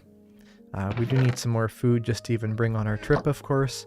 Some food to get to the food source, which is kind of funny. What we'll do is I'll put these in here, and when they smelt, then I can just do a little bit of sort of inventory management. We can figure out what we actually have, and once we do that, we can know better what we need. So we may as well bring all of our enchanting area to our very roughly built enchanting room. So we'll do that. Let's get any enchanting type items. I guess we could bring the enchanted golden apple, but that's not really how the enchanted golden apple works. So let's take a look. We'll bring this. May as well bring some extra enchanted items there. Things like that. Let's see here. We have quite a bit of enchanted books, actually. I think it's mostly because of the deep dark, of course. We do have some of those beneath us. For anyone just joining the stream, we are sort of in the middle of the mountains in this mountain base. And so we do have this large amount of deep dark underneath us. We'll put that there for now. We will have to move it, I believe, but for now we'll throw all of our enchanting type items in there. And that is now there. So our pickaxe is almost broken also, so let's potentially make a new pickaxe. Our iron supplies are very, very low at this point, so potentially mining is something we're going to have to do fairly soon here. We do have some raw iron that we can smelt, so I will grab the materials for that. We do have actually quite a bit of raw iron, so we might not need to mine for a while. We'll find out. Of course, it's always sort of a important thing to decide when playing Minecraft. If you need to collect something, how much to collect. Sometimes what I'll do is I'll just collect something for as long as I can until I have a massive amount and I'll never need to collect it again. But of course the problem with that is that then sometimes you'll spend way too much time and it could be like, well, you know, I don't have any other materials, but maybe I have, let's say, 30 stacks of oak logs or something, so always important to sort of balance those correctly.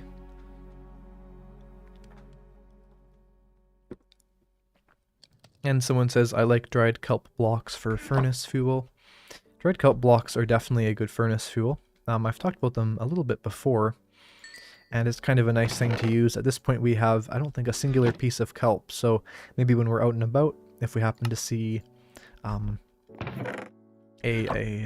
ocean, then we can get some kelp there, and the point of this journey is going to be to get some of these starter supplies that we don't have yet. So I think we're doing okay on our inventory. We don't have a lot of stuff, but that's sort of the point. And I do remember where my base is, but just for the sake of not forgetting, I'll just take a screenshot. It's always a good idea. If you think you need to find something again, it's just to press F3 to get your coordinates up, or if you're on Bedrock, of course, to enable those, and then to take a screenshot of that to save them. So the spawn point, of course, is going to be near 0, 0, so we'll just use our coordinates to sort of find our way back there, and the coordinates do lead us just about there. So we're going to have to go all the way down the mountain here and then all the way back up it again. I think eventually definitely making bridges across these mountains is going to be a very good idea. We'll go through here. Thankfully those feather falling 2 iron boots are actually going to save us a lot and be very, very important, so we're going to go down there. And also, if you haven't already, be sure to like the stream. It'll make it reach even more people. And of course, when you like it, it just makes YouTube recommend it more people can see it, and we can have an even higher total live viewer count, which is pretty cool. So we're going to go over here, we're going to go up the other mountain, and I might even go that way. I know we sort of could. I'm not sure if it'll be quicker, but I think that definitely a big long-term goal for this world is to have good methods of transportation around here, as of course we basically have no methods of transportation right now. So we're going to go this way and sort of adventure back to the spawn point and grab some other items. And that was a very risky jump there. It gets very low there very quickly, so I don't really have a water bucket on me or anything either, which I would usually suggest. It's always good to have a water bucket with you, more or less, no matter what you're doing. But of course I'm just walking back to spawn, but generally a water bucket is going to save your life a lot, or could it anyway, so we'll do that. I mean, even just standard building blocks can be a good idea. You can potentially bridge over different areas, you could block yourself in. I would say that oftentimes when players are having issues with, let's say, fighting mobs or just dealing with different scenarios, sometimes what the issue is, not always, but sometimes, is that it's really important to remember in Minecraft that unlike the mobs, I mean the Enderman can a bit, but unlike that, you can move around items and you can place blocks and you can build things, and you can use that to, let's say, build defenses and to just sort of block yourself in if you need to, you know, unlike most video games where you can't modify the level, you just have to work within it. In Minecraft, we can just block things up, you know, dig things into holes, we can hide. You know, for instance, with that zombie there, we could fight it, or we could just sort of get to a place where it can't reach us, or we could dig underneath it, or we could surround it in blocks. So it's always good to remember the capability of placing blocks, which definitely is a very important thing to do. Let's just make sure we're still getting towards the spawn point, which we do appear to be. There also seems to be a ruined portal fire. That's kind of interesting. I know the ruined portals do usually cause jungle forest fires, but that's kind of interesting. Looks like it got us on fire a little bit too. Let's see what's inside up here. We have a standard golden apple, curse of binding golden helmet, a piece of obsidian, flint and steel, and those kinds of items. We also have a gold block here and some crying obsidian. Always good to put out fire around different items when you're picking them up, as of course they can fall in the lava and burn. That's kind of cool we found that. I did not know that was there, but there we go. Let's go through here, and again I believe this direction is the correct one, so we're just going to travel this way more or less till we're at the spawn point, and then we can travel back. So the main things we're looking for is we are looking for kelp and just sort of other ocean items like that we may not have. But the biggest thing is we're looking for potatoes, which should be at the village that we know there is. There is a village basically at the spawn point, so we're going to travel that way. I wonder if I have some seeds with me actually. We could get one of these parrots as a pet. That might be kind of fun. The problem with parrots is sometimes they're sort of picky, and so you know, if you get a whole lot of these seeds, things like that, it still doesn't not necessarily give you the ability to get that tamed parrot, but we'll try this right here. We have 6 seeds. Of course, the nice thing about the jungle is there's a lot of different items that generate there, and so it's pretty nice and easy to get the parrot. So let's try this. We'll get the green parrot, why not? And will we get it? No, the parrot apparently does not want any of our seeds. We'll try for one more time of getting seeds, and after that we'll just maybe try the other parrot. So we'll grab all these. It's interesting as oftentimes parrots can take so many seeds to be tamed. I think, this might not be true, but I think that they actually need more items to tame than, let's say, the wolf would need, because I found generally when taming a wolf, you just need to use a couple bones on them and they'll basically instantly tame, whereas with the parrot I found it needs a lot of different seeds to do that. So we will just wait for it to become nighttime sleep, and then we'll come back and we will grab that parrot.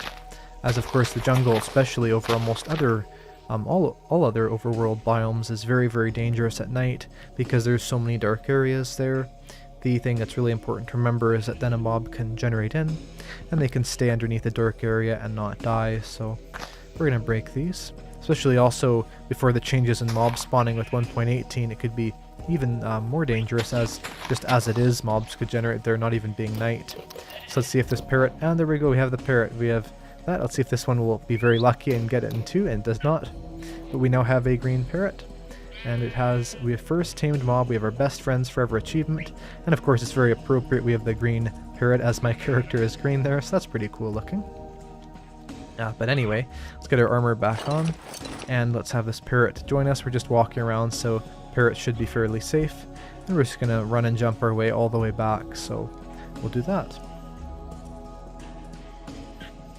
And someone said tomorrow is their birthday. Well, happy birthday to you. Let's go through here. Now, it looks like this mountain is sort of ending here, so we may as well go around it. It's always interesting transporting through Minecraft, trying to find the best direction to go. Of course, right here, you know, going the straight line way to spawn would sort of take us over that mountain, but going around it a bit can be easy. Definitely when we get Elytra, this world will become much, much easier. It's interesting how much Elytra changed Minecraft for sure. I mean, this might not be true, but something I would say is that I really don't think that they would ever add mountains this big into the game unless Elytra was in the game already. I don't think they would have done that just because it's very difficult to do that. It looks like we actually do have a wolf, although we don't have no bones, so we're not going to be able to get all the pets in one go. Although we almost could, because at the village there should be some cats as well. And probably some horses too, since it's a plains biome if I remember correctly. Let's go through here though. The last time we went to the spawn was when I died, I believe, and I had to come back and get my stuff, so not always the best circumstance, but I think we're getting there just a little bit longer, and we should be there. Big issue we do have living on top of a mountain, as there's definitely some more challenges there, is that there's not a lot of mobs that generate, or really any other than just goats. And so because of that, if we want to make, let's say, a sheep farm or a wool farm, I guess those are the same thing, but, you know, maybe a cow farm or a chicken farm or whatever else, we're going to have to definitely make a special trip, a special journey to get those mobs all the way back. And someone asks, what's my favorite Pokemon? Well, I haven't played Pokemon too much, but I would say that in the most generic fashion possible, it's probably Pikachu, just because I think it's, I don't know, it sort of looks maybe the cutest of all of them, I'm not sure.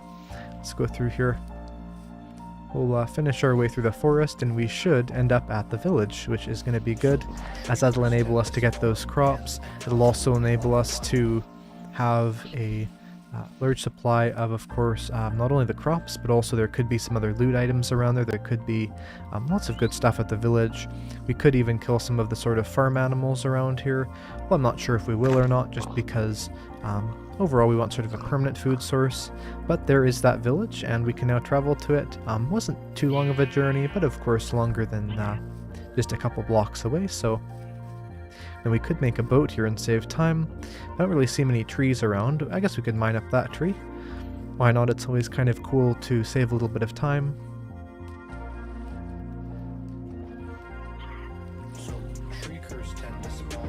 And let's see, someone's asked this a lot, but a question I will answer one more time is, what is my favorite biome? And it is probably the Mega Taiga, but I really do enjoy the jungle as well. And of course, as we're in that biome, I do like the giant mountains of 1.18 plus, so of course the jagged peaks, of course the frozen peaks and the stony peaks, with stony peaks sort of being the best resource biome, and jagged peaks being probably the best looking, but frozen peaks can be very tall and large as well. It just depends quite a bit. So let's boat our way here. Something we should do though, while I'm thinking about it, is we should gather sugarcane, as we do not have any sugarcane at our base. And so by gathering the sugarcane, we're going to give ourselves the ability to grow that, and somewhat soon I may or may not have some videos out about sugarcane farming. You'll have to wait and see. But something interesting I will say, and you may not know this, you may, but it's very interesting either way, is that sugarcane will grow in different amounts depending on the biome that it's in. So for instance, in the desert you can find 6 times as much sugarcane as you could in any other biome, and in the swamp you can find 2 times as much sugarcane. So if you're ever looking for those items, you could always travel to those biomes to find it. Let's grab all the sugarcane. We now have almost half a stack, which is pretty good, and we're going to travel over here. There seems to still be lots of sugarcane around here, and I suppose the more sugarcane we collect, the more books we could get. This is definitely a fairly sizable village, so we should be able to have those crop fields needed to get those potatoes. I'm not sure why I didn't grab them when I first was near here, but we'll do that now. Let's see here. There's some wildcats here, as I thought. Alright, and here we are. Here is our sort of beginning crops. It's so funny how a singular carrot, a singular potato, a singular beetroot seed, or a singular wheat seed, how just from one item you can get all these different sort of things from it, definitely expanding the amount of it you have, sort of like with, let's say, one sapling. You can just take one item, and if you're lucky, of course, sometimes with saplings you won't get one sapling back from the tree, although that's pretty rare. You almost always have an infinite supply of wood from that point on, sort of like in, let's say, something like Minecraft Skyblock, where you generally just start with one oak tree. From that one oak tree you then have a supply all the way full of wood, as much as you want, and that's sort of the item that you're going to use the most there generally. Although I have seen some videos before where someone starts with only one tree, and then they break it and they don't get a sapling back, and so they actually have to reset their world, just because, of course, without a sapling, you can't continue that on really without a good source of logs, or really any source of logs. I don't actually see many other farms around here, but we will look around for sort of loot or anything like that. We could grab beds, but we don't really need to, so we're going to go through here and do that. Looks like it's raining now, of course. And something we will look out for is librarians, anything that could contain books in it. Just turn down the weather sounds just a little bit here. But it is kind of interesting to have rain inside of Minecraft. It hasn't rained where I live for a while, but rain is sort of an interesting thing in Minecraft as you know, the sounds of it are actually quite nice, and they've been in the game for such a long time. I found it's one of the best atmospheric features of the game. Now, looks like this villager is about to pick that as its profession. I bet it's a very high chance that it will as soon as it sees it. It's kind of funny how they'll generate in the building, but they won't actually grab that as their profession yet. So we do have the potatoes now. Sort of a short quest for potatoes. I do believe, though, I see the ocean back there. So what we can do, just so we can have a small crop of kelp eventually, is we can go over here, we can harvest a bit of kelp, and we can bring that back to our base. And it'll enable us to do several things. So we could use that for furnace fuel, but what we could also do is we could have that be our ability that could give us the ability to make the bubble elevator, of course, which is pretty important. And we'll grab any sugarcane along the way as well. We may as well harvest these sugar canes with leaving one block left, just so if ever at any point in the future I need sugar cane again, I might be able to come back there and grab it. Someone says, what mods do you use alongside sodium? Currently all I have on is sodium and iris. I believe one of them deals with rendering just the general parts of the game, so let's say the blocks, things like that. And I believe the other one deals with mobs, but I wouldn't necessarily not recommend them or recommend them, as I basically just have it installed just randomly, more or less, as originally sodium and iris tend to come up before Optifine does when a new update comes out, and so I just had these when 1.19 came out, and I've just kept them because I don't really see a big reason of changing. But potentially when 1.20 comes out, I'll use Optifine, or I could even just switch at any point, really. It doesn't matter too much. And for anyone wondering what I'm talking about, Optifine and Sodium are performance mods for Minecraft Java that generally give you more frame rates and just have the game run better. So if you have a computer that you want to have run Minecraft faster or smoother or whatever, that can do it somewhat well. So we'll go through here, and we're going to grab those. Someone says, what do I think of pandas? I think pandas are a pretty cool item inside of Minecraft. I do think that they are somewhat useless, unfortunately. I think it'd be cool if there was some sort of a thing you could do with them, like even something really small, like let's say the features that we sometimes have around bees, or maybe if a panda is near bamboo, the bamboo will grow faster. That seems kind of silly, but something like that, sort of where we can have an easy way of just adding a bit of use to them, nothing crazy. As I think that the idea is that Minecraft sort of wants them to be like pandas in real life, where they don't really have a direct way of doing that. Looks like our parrot actually stayed here, so we'll have to be careful with that, of course. Glad the parrot doesn't get hurt in water, at least, like let's say a snow golem or something like that would. I'm not actually sure where that parrot is now. Is it underneath the bridge? No, it's not. I'm not sure where it is. Is it? Oh, there it is. It's floating in the air. Looks like it's becoming night again, so we can leave the stay the night at the village. Picked up an item too. I'm not sure what item that was. That's interesting. But we'll find our way back here. We may as well grab any of the other crops that villager had planted down there. I think we have one of each. We have potatoes, carrots. Yep, we do have one of each crop type, which is pretty cool. So let's go find a bed. We may as well sleep in this villager house for now, because why not? And someone says, do I have any ideas for the next version?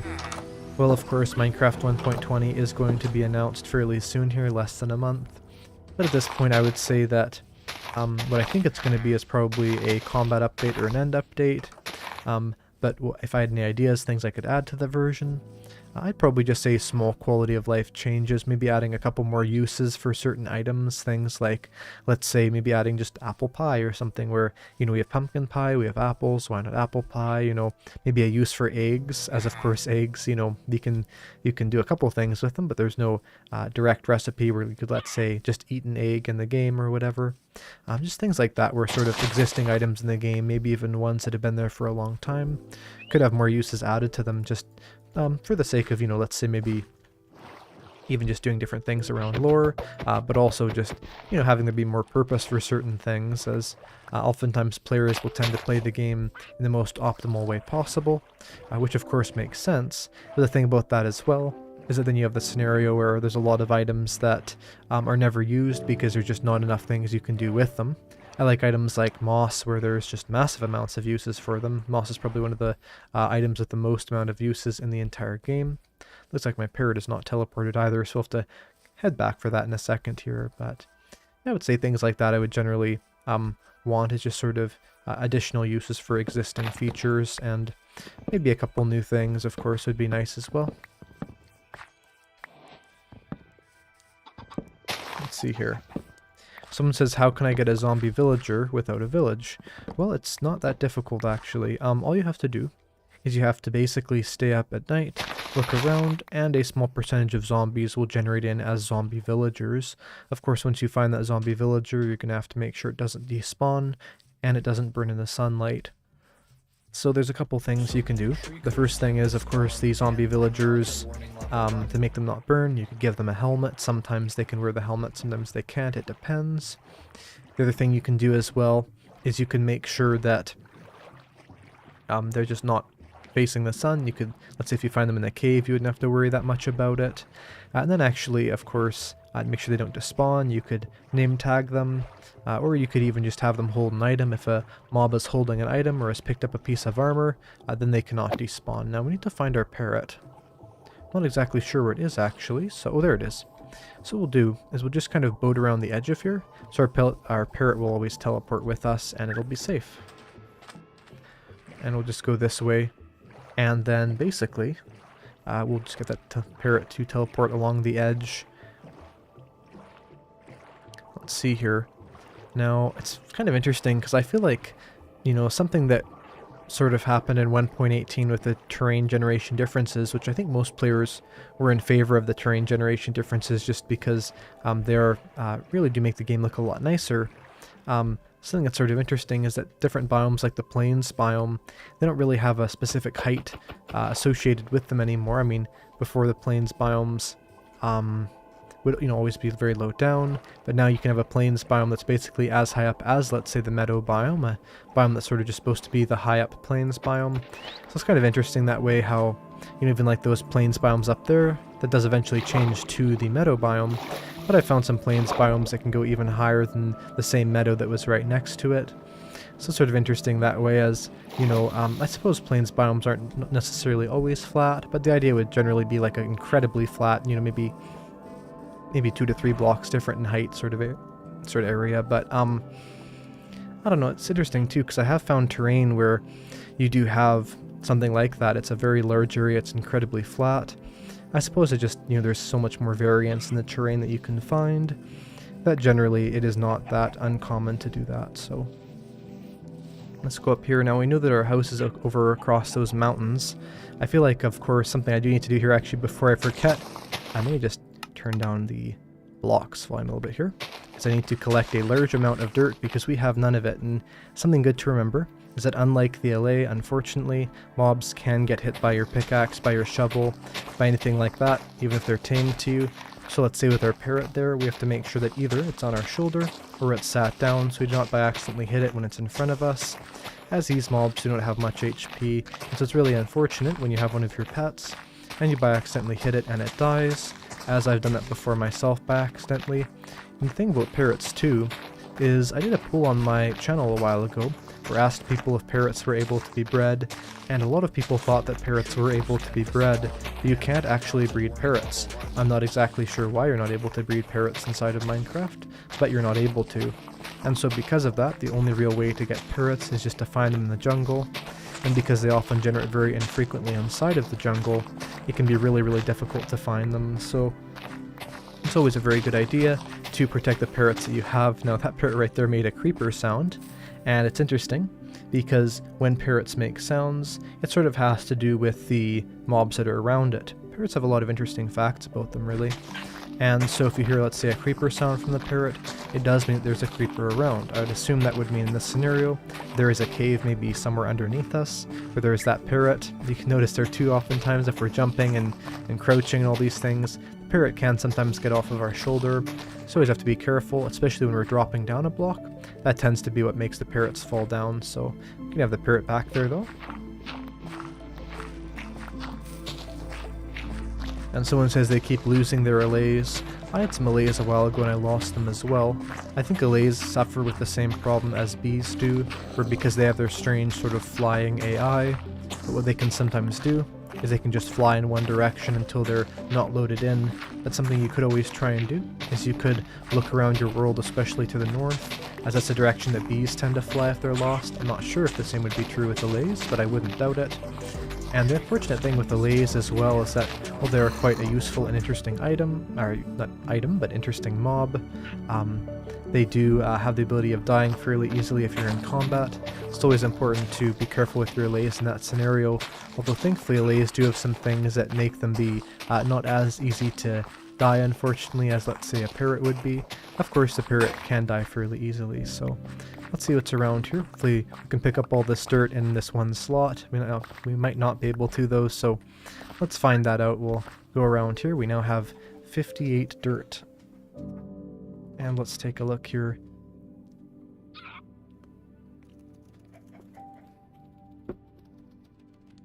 Someone says, where are the best places for a base? Probably not inside of a giant, or probably not on top of a giant mountain like I've done. I would say generally the best place for a base has to do with what you're trying to do. And so let's say that you are maybe wanting to do a lot of things around the deep dark. You would want to be near a mountain area so you can get to that deep dark easily. Let's say that one of your favorite things to do in Minecraft is mining and just doing things underground. Maybe you might even want to make a cave base. Or maybe one of your favorite things is dealing with the villagers. You could find a plains biome with lots of villages around it, and you could settle there. So it definitely has to do with what you're doing. But what I would always suggest is to make sure that, especially when you're finding your exact location, that it's an area that's somewhat flat, or at least has a good place to build. You sort of know what you want to build before you pick your location. As of course, let's say you want to make a mountaintop getaway, but you build it in the middle of a plains biome, well, that wouldn't make much sense. And so that's always an important thing to do, is to look out for what's around you. Let's see, we should throw away one item here. What item can we throw away? We could throw away this chest here. I don't think we really need a chest, so we'll do that. It's always kind of annoying throwing away items, or actually we don't need the singular azure blue way, that's probably less important. Yeah, generally when finding a base, I would say just think about the things that you will be doing specifically, and then try and find an area that's sort of very near to those areas. And of course in terms of biomes too, sometimes having biomes with lots of trees and stuff can be good, as then in those biomes you can fairly easily get, of course, your materials to actually build your base.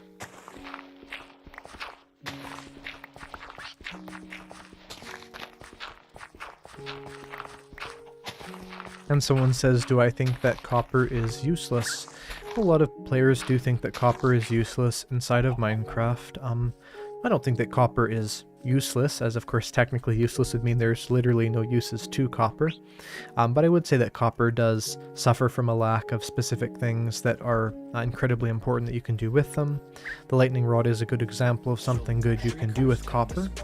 But the unfortunate thing with copper as well is that it is so common that generally players will just have a lot of it, and I think half the idea of copper from Mojang's perspective was to add an ore to the game to sort of say, in real life, there's massive amounts of different ores that are not necessarily incredibly valuable, let's say iron ore for instance inside of real life. And I think the idea would be that, of course, inside of Minecraft, they were saying that we're just going to add an ore that's more or less a building block, sort of like maybe andesite, diorite, or granite. I don't think anyone would say that andesite, diorite, or granite is useless specifically, because they sort of expect that type of block to not have a lot of uses. So I think a lot of it's sort of about players' base perceptions around what ores should have, the features that they should have in them.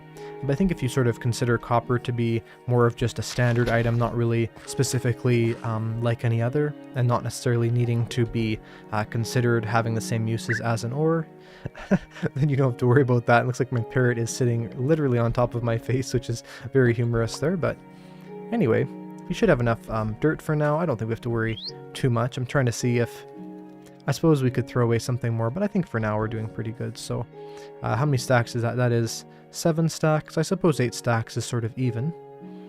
So we could always try for that. Let's see what we should throw away though.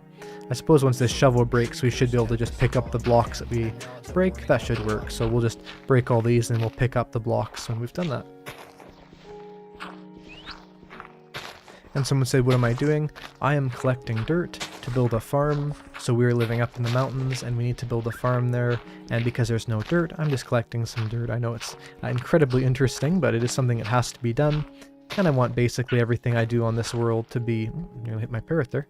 I want everything I'm doing on this world to be part of the stream. I don't want to do really anything off camera, as I think that's sort of half the point of a live stream, is showing every part of a Minecraft world, not just part of it. You know, I think there's nothing wrong with, of course, speeding up things, making it be more interesting, showing everything at once.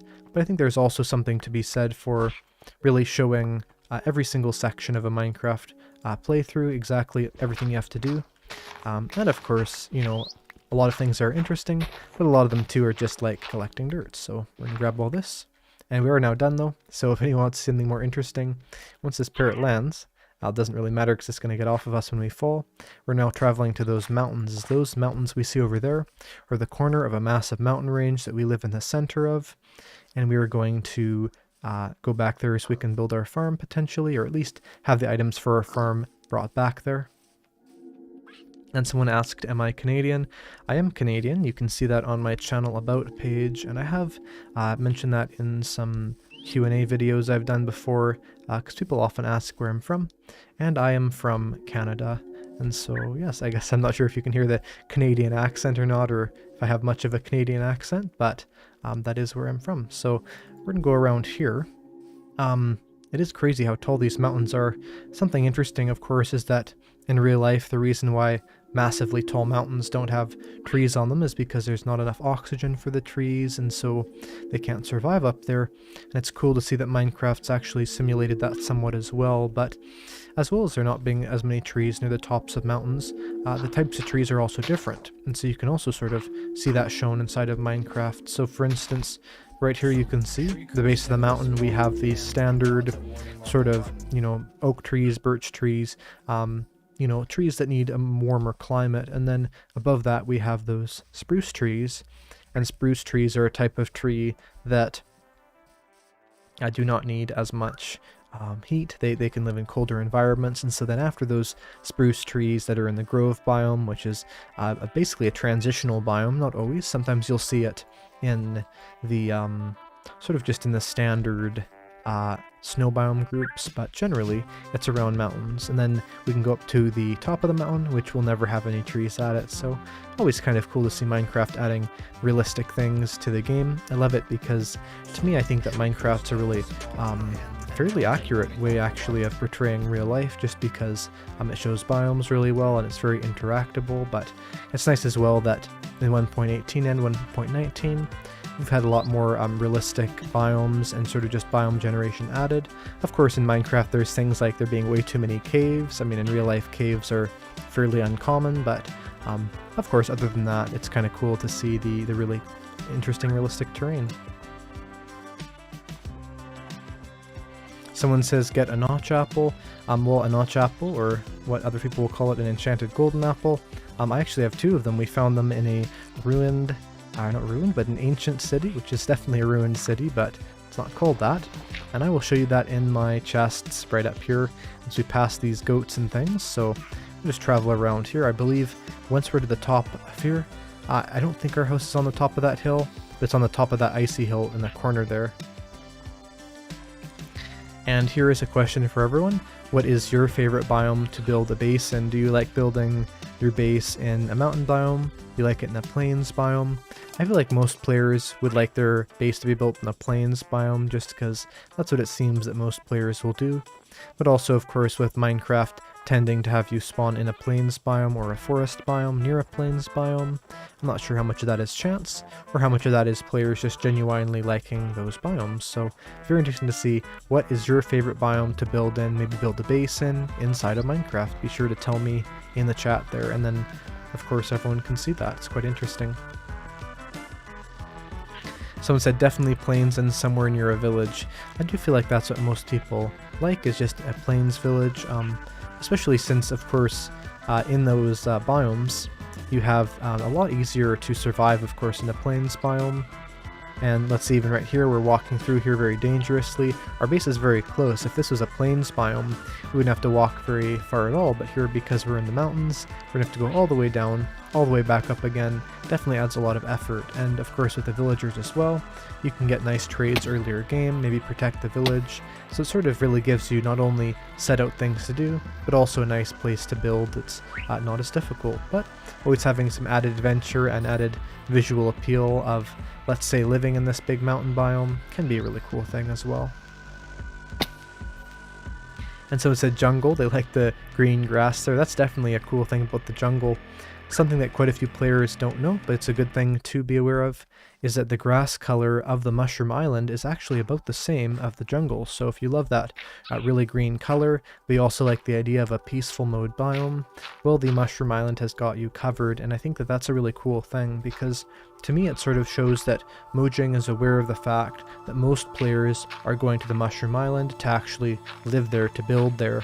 You know, some people just go there to grab their mycelium, and their mushroom cows, or their mushrooms, of course.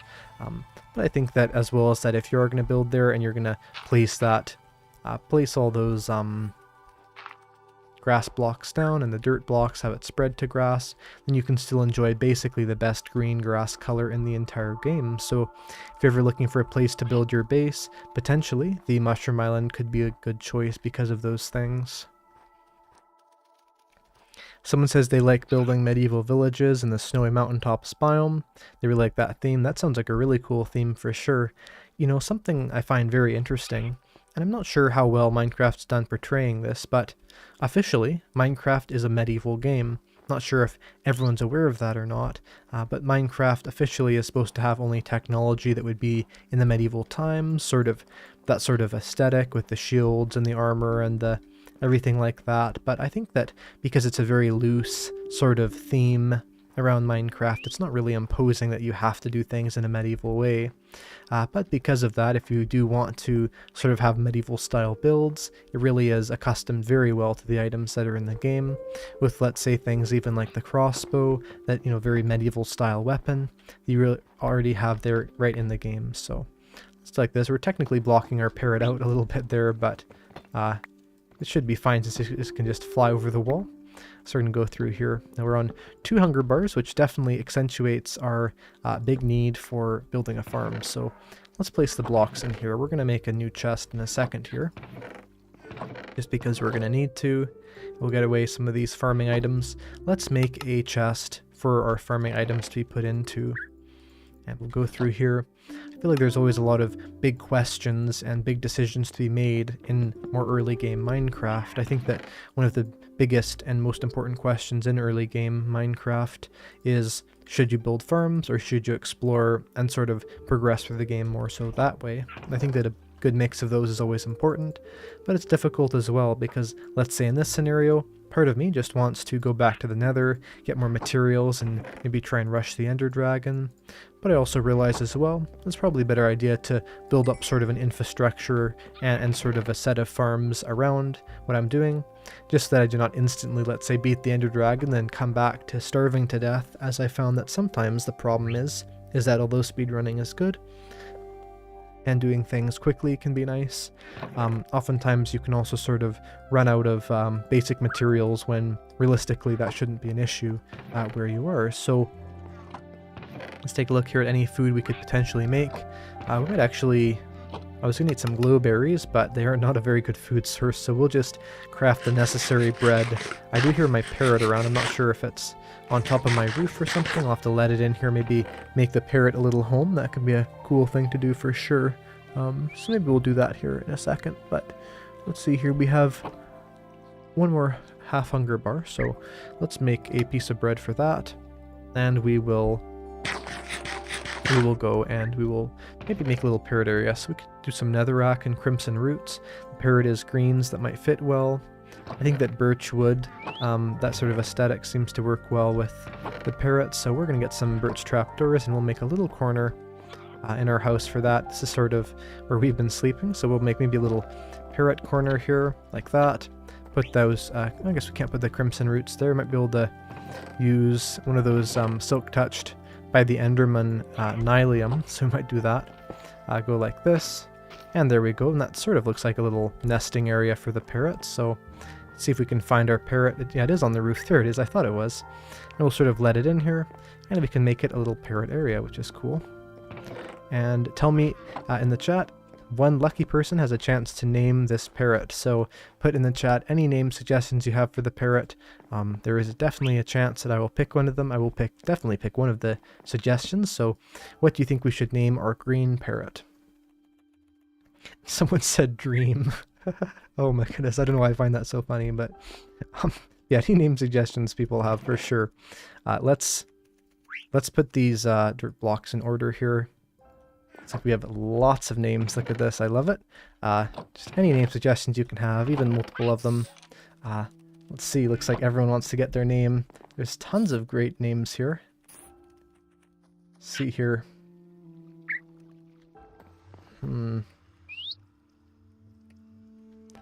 Alright, well, while we wait for those to all come in, I'm going to get our dirt organized in here. We have to be the dirt organizer for a minute. It's kind of funny, but we'll put those through there.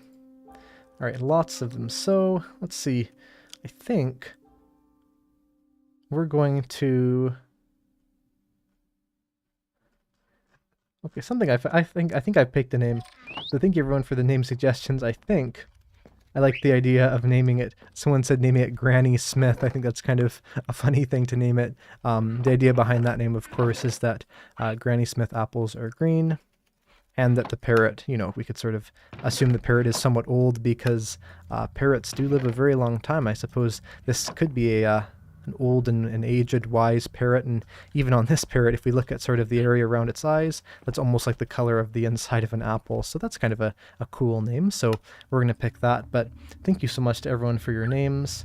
And every time I get a pet, I'll make sure that the chat names it. So you will have another chance to name a pet in the future. So we will do that. Unfortunately, I do not believe we have a name tag right now, but what we will do is we will in the future get a name tag for this. Come on, parrot. There we go.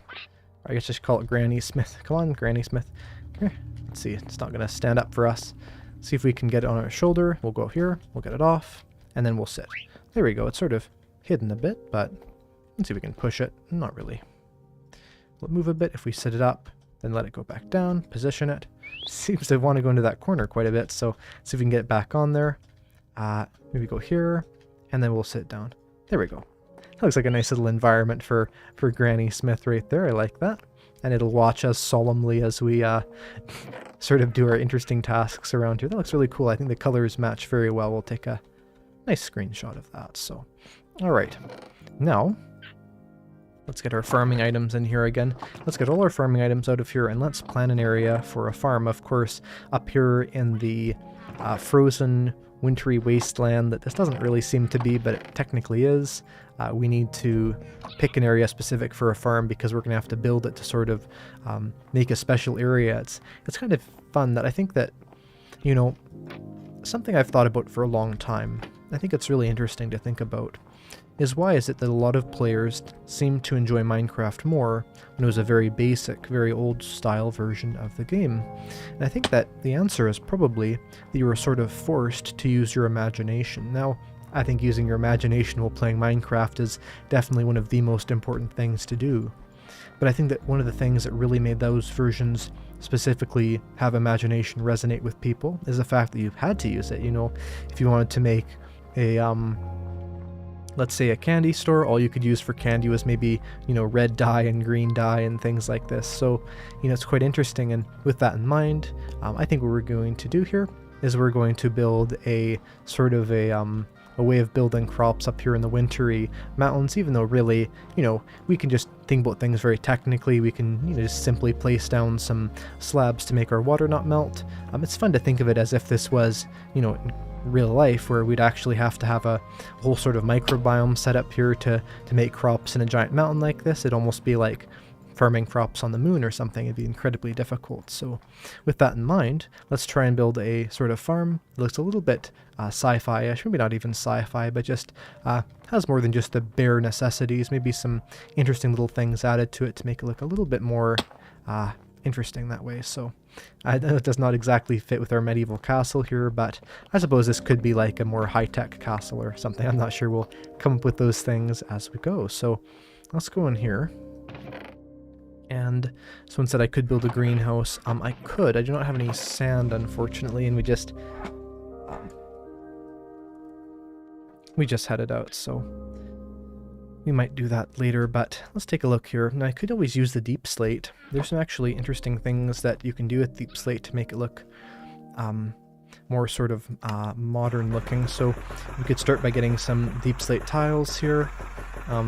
Something interesting, actually, is that you can make cracked deep slate tiles. Now, some players may not know this, some may, but you can crack a lot of different blocks by putting them into the furnace and get the cracked variety of that, but you can even do that with the deep slate tiles. Now, deep slate tiles are a unique item. There's no, stone tiles, there's no black stone tiles, but it is interesting that even with that unique variant, you can still get a cracked version of that, which looks pretty cool, and we can use that, of course, in decorations here and there. It's actually one of the least well-known blocks in the entire game, so if anyone did not know about deep slate tiles, tell me in the comments below. Maybe you all did, but maybe you didn't, and you know what that item now. So let's take a look. Crimson Planks look sort of sci-fi-ish, and let's take a look here. We have the this perfect song on. I wish we had a jukebox, actually. We do have some music discs. I guess we could make our parrot dance to that, so maybe we'll do that at some point in the future. Let's get some crimson slabs, so I think that's going to fit well with what we're doing. As well as that, we're of course going to need some water buckets, an infinite water source, all those things. Thankfully, we have lots of ice up here, because if we didn't, I'm not actually sure how we would get water easily, because we don't really seem to have any water buckets. So what we're going to do, though, is we're going to make some buckets here. Whether we already have some or not doesn't really matter. You can never have too many buckets, really. So we're going to place that down, and we're going to grab the water there. And that's always a good thing to know, is that you can use ice blocks as a really nice stackable water source. And someone said the cracked deep slate tiles are new to them, so at least I showed someone about that, and we'll pick that up there. We're going to go back down here. You know, something interesting I made a long time ago is a video that was 10 crafting recipes you probably didn't know about. And a lot of comments were saying, oh, well, you know, how wouldn't I have known about these? Don't you just always unlock the recipes? But what's interesting is that the way that the recipes are unlocked in the game, you actually often do not unlock them instantly, and sometimes even, although you might have all the supplies for a recipe, it still will not unlock. So it's funny to think that for almost everyone watching right now, there are probably a couple of recipes in the game you do not know about, even if you've played it for a long time. Like, for instance, the fact that you can craft diorite with cobblestone and quartz, I believe. So if we were to grab, I only have one piece here, I don't think we have enough to try it, but you can craft it, I believe. Let's see if it's on our recipe page here, so I can actually show it. Right here you can see 2 quartz and 2 cobblestones. There's some very interesting recipes like that in the game that are really not that well known. Not super useful, to be fair, but definitely interesting nonetheless. So let's grab those logs. We don't have much iron, unfortunately, but I want to use a little bit because I think we can use it to add some interest to our build. So we're gonna go through here. I believe we have some soul sand that is being saved in this brewing area right here. Let's see if we can find it. We may not. We may have just got enough for that farm only, which we may as well harvest now that I'm thinking about it. We'll break all those and place them back down. Something good to know is that you can use fortune on netherwort, although I did not do that right there. I probably should have. If you ever want to do that, you can. So let's take a look here. Here's the soul sand. What we're going to make here is we're going to make some soul torches and then turn those soul torches into soul lanterns. Now, soul lanterns are a very interesting item, also one that's not used too much. Some players might think that they were added in the 1.19 update, as in they do generate in the ancient city, and they didn't really generate anywhere else before that, but they've been in the game since the nether update. So what we have to do to make those is we'll just make the recipe like this with the soul sand, sticks, and coal. And we're going to make maybe 24 soul torches. We don't have too much iron to use. We're going to see our total supply of iron here, so we don't use every bit of it up, as we are fairly low on iron right now. And thank you to everyone subscribing, by the way.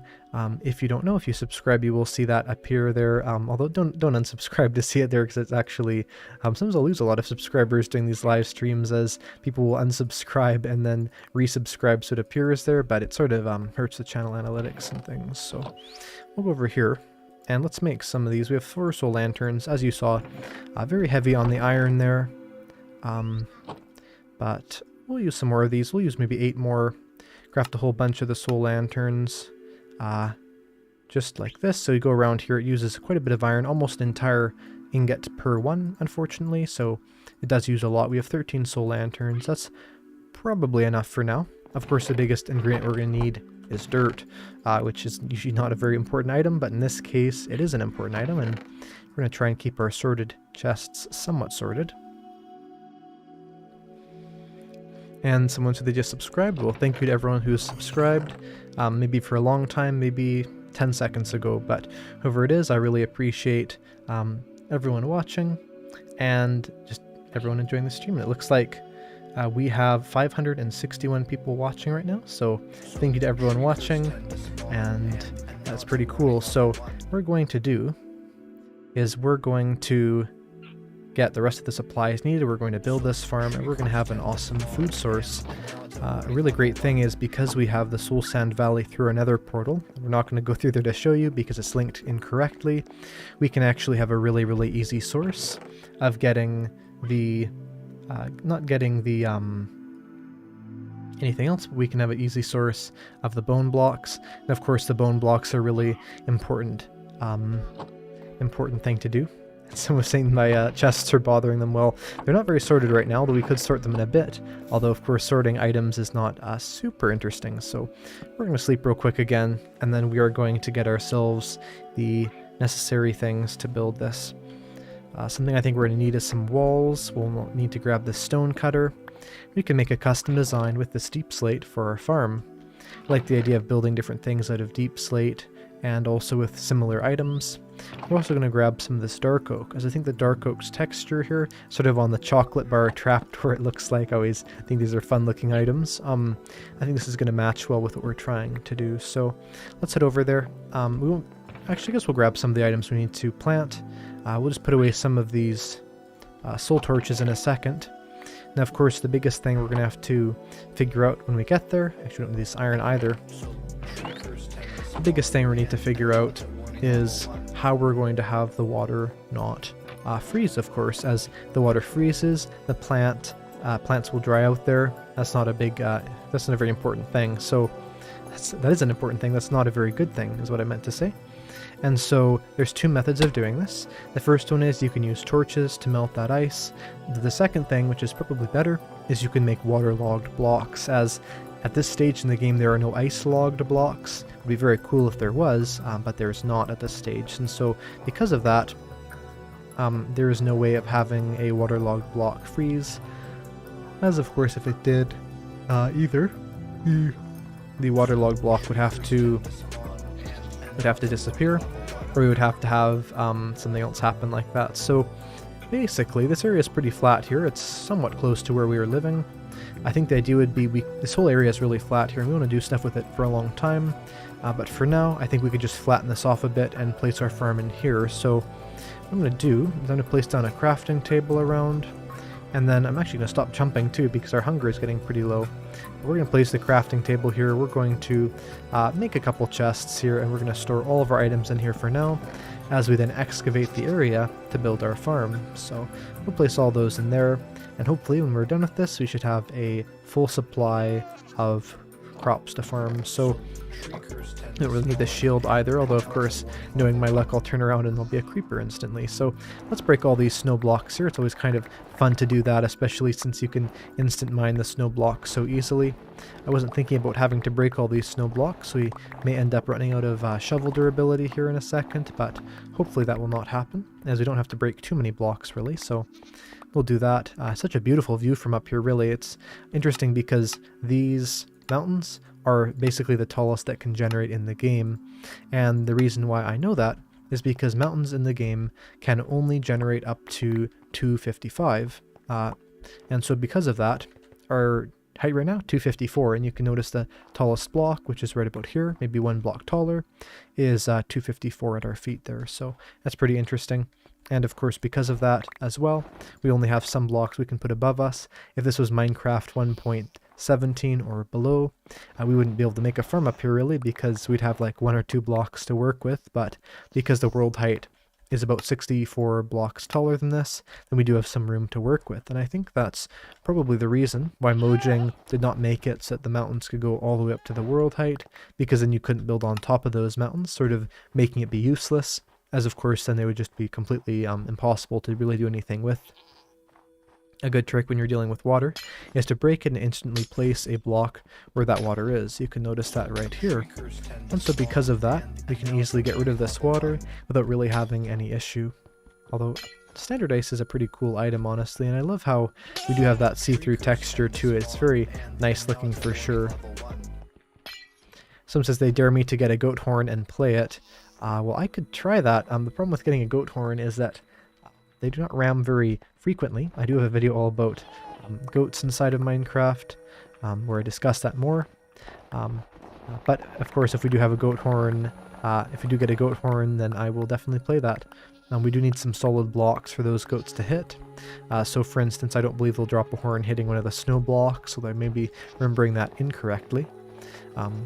But generally, we would need to set up more of an actual system to get that. Now, in terms of food, we are actually low on it right now, so I'll check if we have any items we can grab, but if not, I'll get another shovel, I'll get some food back at the base, and I'll go over here to our sort of farming area. I think that fairly soon something that we should do is we should get a bridge that goes from this mountaintop to this mountaintop.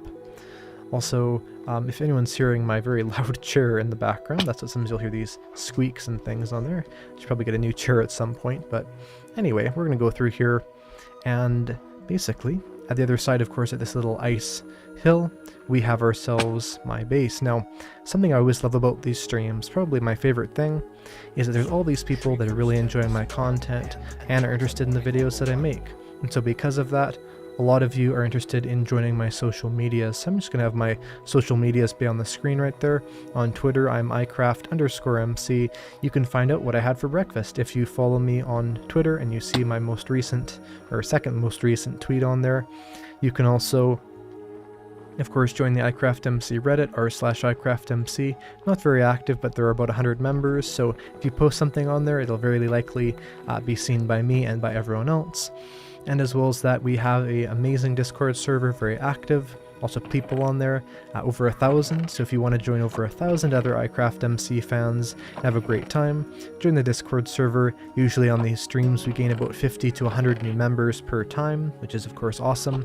And the great thing about joining that Discord server is that can also give you access to the Eyecraftmc SMP. Which for now is just sort of a standard survival SMP.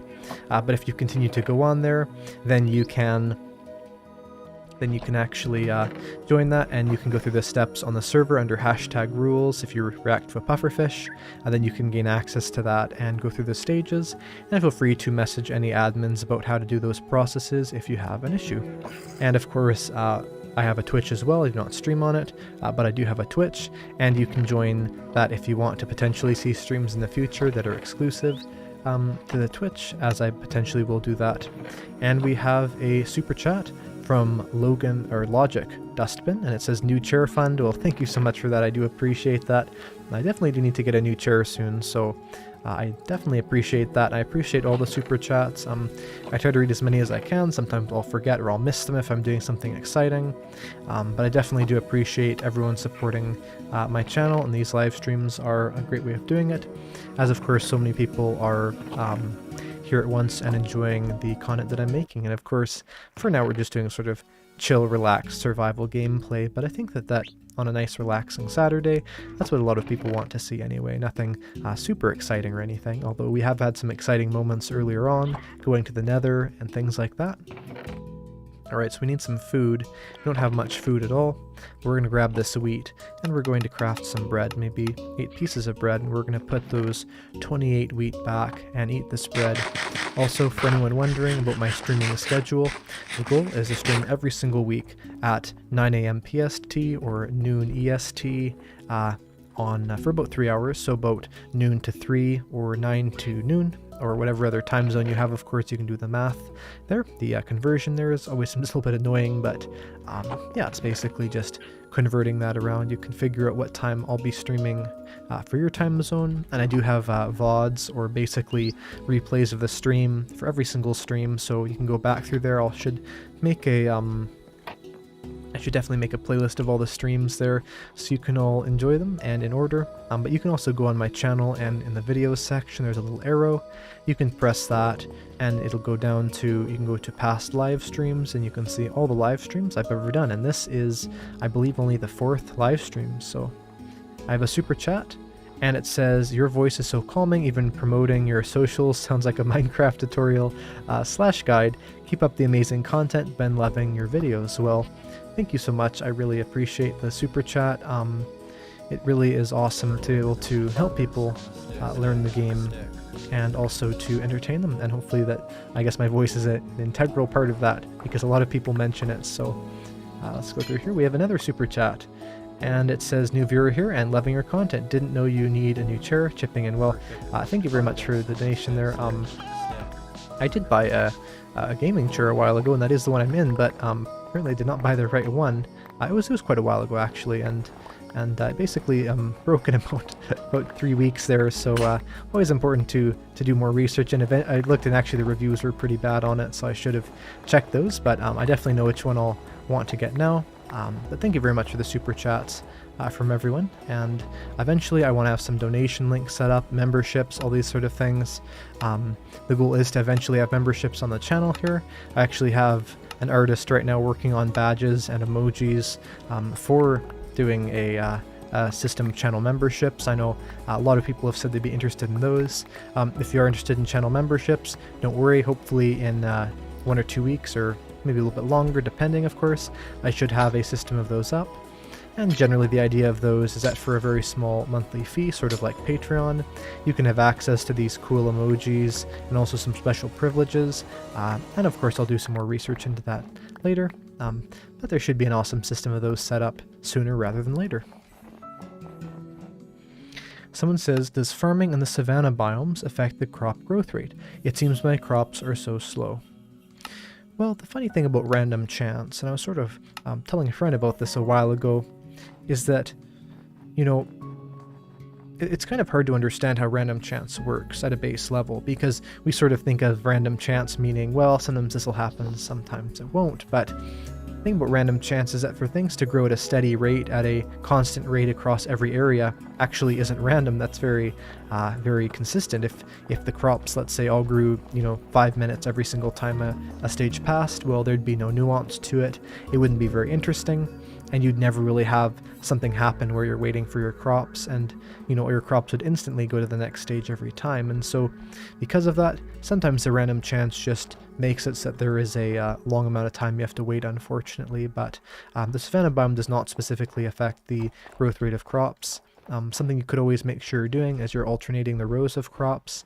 So if you have, let's say, a row of wheat, a row of potatoes, something like that, that does make both those things grow quicker. I have a farming guide I made quite a while ago. I might redo it eventually here, but I did make it, I believe, in December of last year, and it's still pretty relevant. So if you want to check that out, there's lots of good info on there about how to farm crops and about ways to make the growth speed be faster if you are having issues.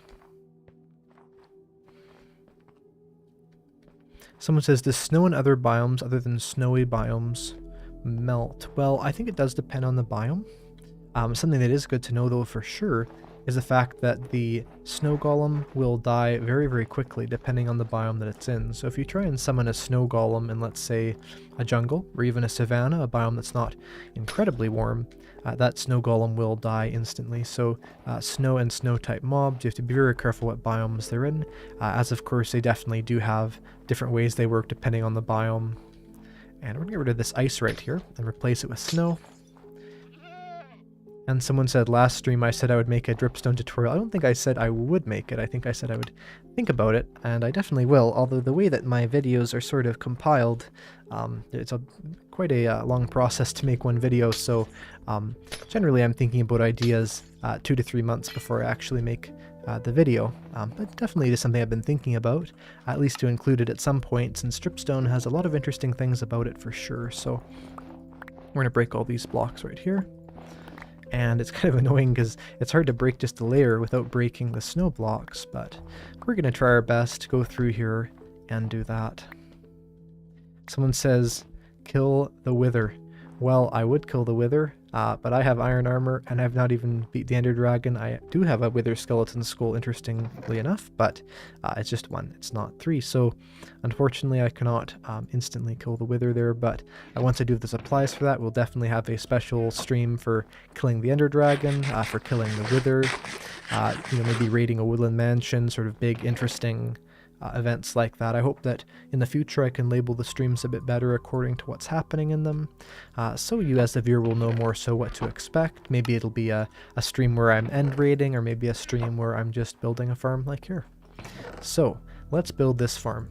What we're going to need to build it is we're going to need the cobbled deep slate, we're going to need the dirt, and we're also going to need some planks here, and this is going to give us a nice visual to sort of get the idea of a modern sort of specialized growing area in the snow. So the first step is going to be making these into sort of a futuristic, interesting looking block. I think that deep slate style stairs definitely gets that idea across, so we're going to make a lot of those.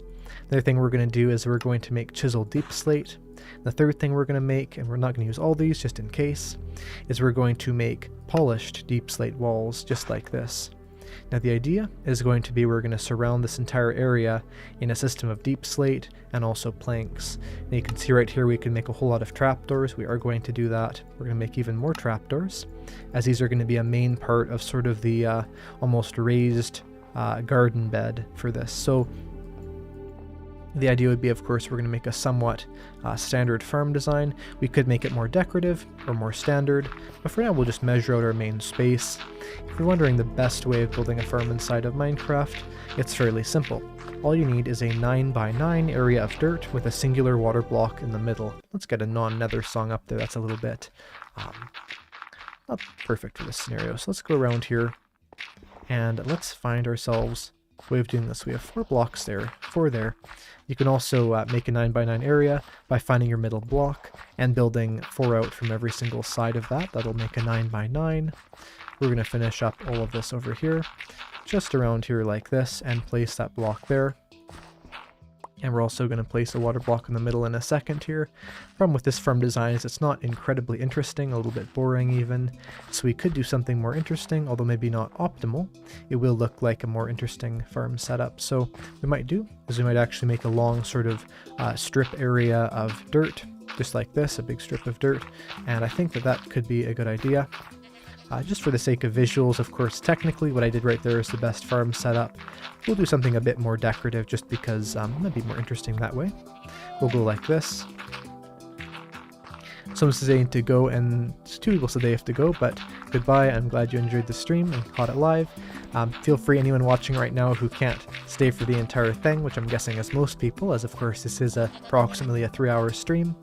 I do have a VOD of all these things once they're done, which means you can watch the entire stream, including seeing the live chat after the stream is done, to see everything that happened. It's so interesting doing a stream because, unlike my standard videos, of course, where they're edited and I try and make everything be as interesting as possible, you get to see a little bit more of sort of what I'm like when not edited, which I'm hoping is somewhat similar to what I'm like when I am editing my videos, but either way, it's interesting to sort of see a bit more of a relaxed format there, and it seems like everyone enjoys it, which is awesome. So let's finish this build. I think the idea would be that we want to have these on the side, and we're going to just place these as is for now. Then we're going to sort of decorate off of there, starting with something simple and leveling it up. It's always a good idea. We're going to go around here like this. Now on the edge, we're going to use the chiseled deep slate. We are going to cover this area with snow in a minute here. That's not going to be hanging over nothingness like that. And we're going to also use the dark oak trapdoors. So we'll go 1, 2, potentially just 2. We're going to experiment around a bit. I'm sort of creating this design as I go, so we'll find out what it looks like. But something like that, sort of the idea. And then we'll kind of go through here. We'll maybe actually do a 3 space. The idea again is just to sort of make an interesting visual, make this look more like a sort of interesting system to farm with, not just a boring design. And I found the biggest thing that I always try and do when I'm playing Minecraft is to not just do things the most efficient way. I mean, I can make things the most efficient way, but also to sort of think about other factors, think about making things maybe resemble something. So for instance here, maybe adding a bit of realism. And definitely make your Minecraft worlds feel a bit more alive and a bit more personalized. Definitely Minecraft is the most personalizable, I'm not sure if that's the right way of putting it, but the game that you can do the most personalization in of any game, definitely. And so it's always good to remember that when you're playing, and to sort of just try and make things uniquely and in a way that you find to look the best. So let's go over here. We're going to make these little light pillars on the side. I might just make a corner like that, even though it doesn't look perfect. We'll go around here, and we'll go like this. That fell down. Okay, we're going to place this over here, and we're going to grab the some of the snow there so it's not hanging over the edge, but I think that's looking pretty good. It'll look better when I have some more blocks here, so you can kind of see more so the idea that I'm going for.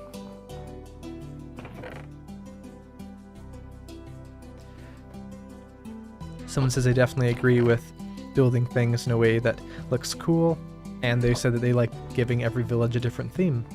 I definitely say that's a cool thing to do, and you know, for sure, of course, people can play the game however they want, but I found I tend to enjoy the game the most when I'm adding interesting levels of detail to things that, although they may not technically need it, realistically are made much better by doing so. Someone says, is this the same world of the last live stream? Yes, it is. So every single live stream has been the same world, except for my 100k live stream, which was quite a while ago. I'm almost at 200k there. So yeah, it's been the same world, sort of progressing along. I haven't progressed incredibly quickly because that hasn't really been the goal. But you can see what I've been doing so far here.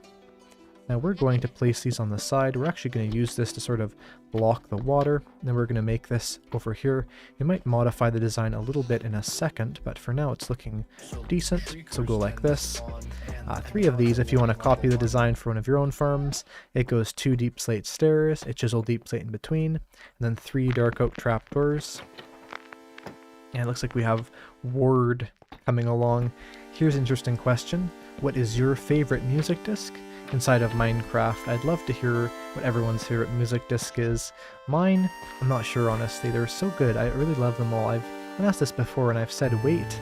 I'm not sure if Wait's my favorite or not, as I just love them all so much. It's really hard to reduce it to just one. So we need to expand our farm here or shrink it a bit because it doesn't work with our standard shape. So what we're going to do is we're going to make it a little bit bigger as we need to farm a lot of things. So it'll go 1, 2, 3. For these, we'll of course put snow there in a second. That doesn't go there. Looks like I fell down, of course, because we have not covered that up yet. And we'll kind of jump through here. Definitely if we need to make an ice highway, there's lots of packed ice here to do that, so we'll make our way through here. Someone says a tie between Other Side and Pig Step, and those are both definitely good music discs. Something that I'm very happy about is the fact that when Mojang decided to use Lena Raine for the Minecraft music, as well as Kumi Tanioka for a couple songs, it's so awesome to hear that those songs really do, in my opinion anyway, keep the same sound as the standard Minecraft music discs. It didn't seem to me to really take away at all from the standard sound of the Minecraft music, which I think is a really good thing. As of course, you know, they don't all sound exactly like the standard Minecraft music, but they still have that same feel, that sort of same vibe to them.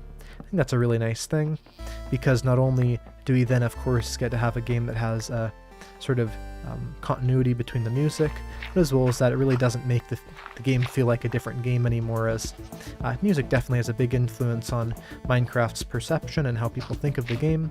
I think that they've really done a good job getting musical artists that really do keep that same feel to Minecraft. I'd love to hear everyone else's opinion on that. What do you think of the newer Minecraft songs? C418, which is the original Minecraft composer, he did make the music for the update Aquatic, which is sort of interesting. But he did not make it for 1.18 and 1.19, which both added new music, as well as he did not make it for 1.16. Now, I don't remember the exact reason why. I'm not sure if it was ever publicly said, but I believe it has something to do with that it was actually his choice because of some copyright issue or something. I forget. It was some sort. I think it was something like Microsoft wanted the complete rights to it, and then he wanted like a different rights agreement. But honestly, that might not be true at all. I don't really remember exactly the reason why, but I do believe it was his decision not to do it. I don't think that Mojang purposely did not want him to continue to make the music, if I remember correctly. Someone said, bro, am I playing in Pocket Edition? This is not Pocket Edition at all. I think it's probably pretty easy to see that I'm not in Pocket Edition. Pocket Edition looks a lot different from standard Minecraft, but this is Java Edition 1.19, and yeah, it has a couple performance mods, but basically purely vanilla. We don't have any, crazy items here or anything, lapis, apples, or, I don't know, weird modded items or something. So yeah, this is definitely Minecraft vanilla for sure in Java Edition. Someone says that part of Ward always makes them smile. I always love the Minecraft music just for that reason.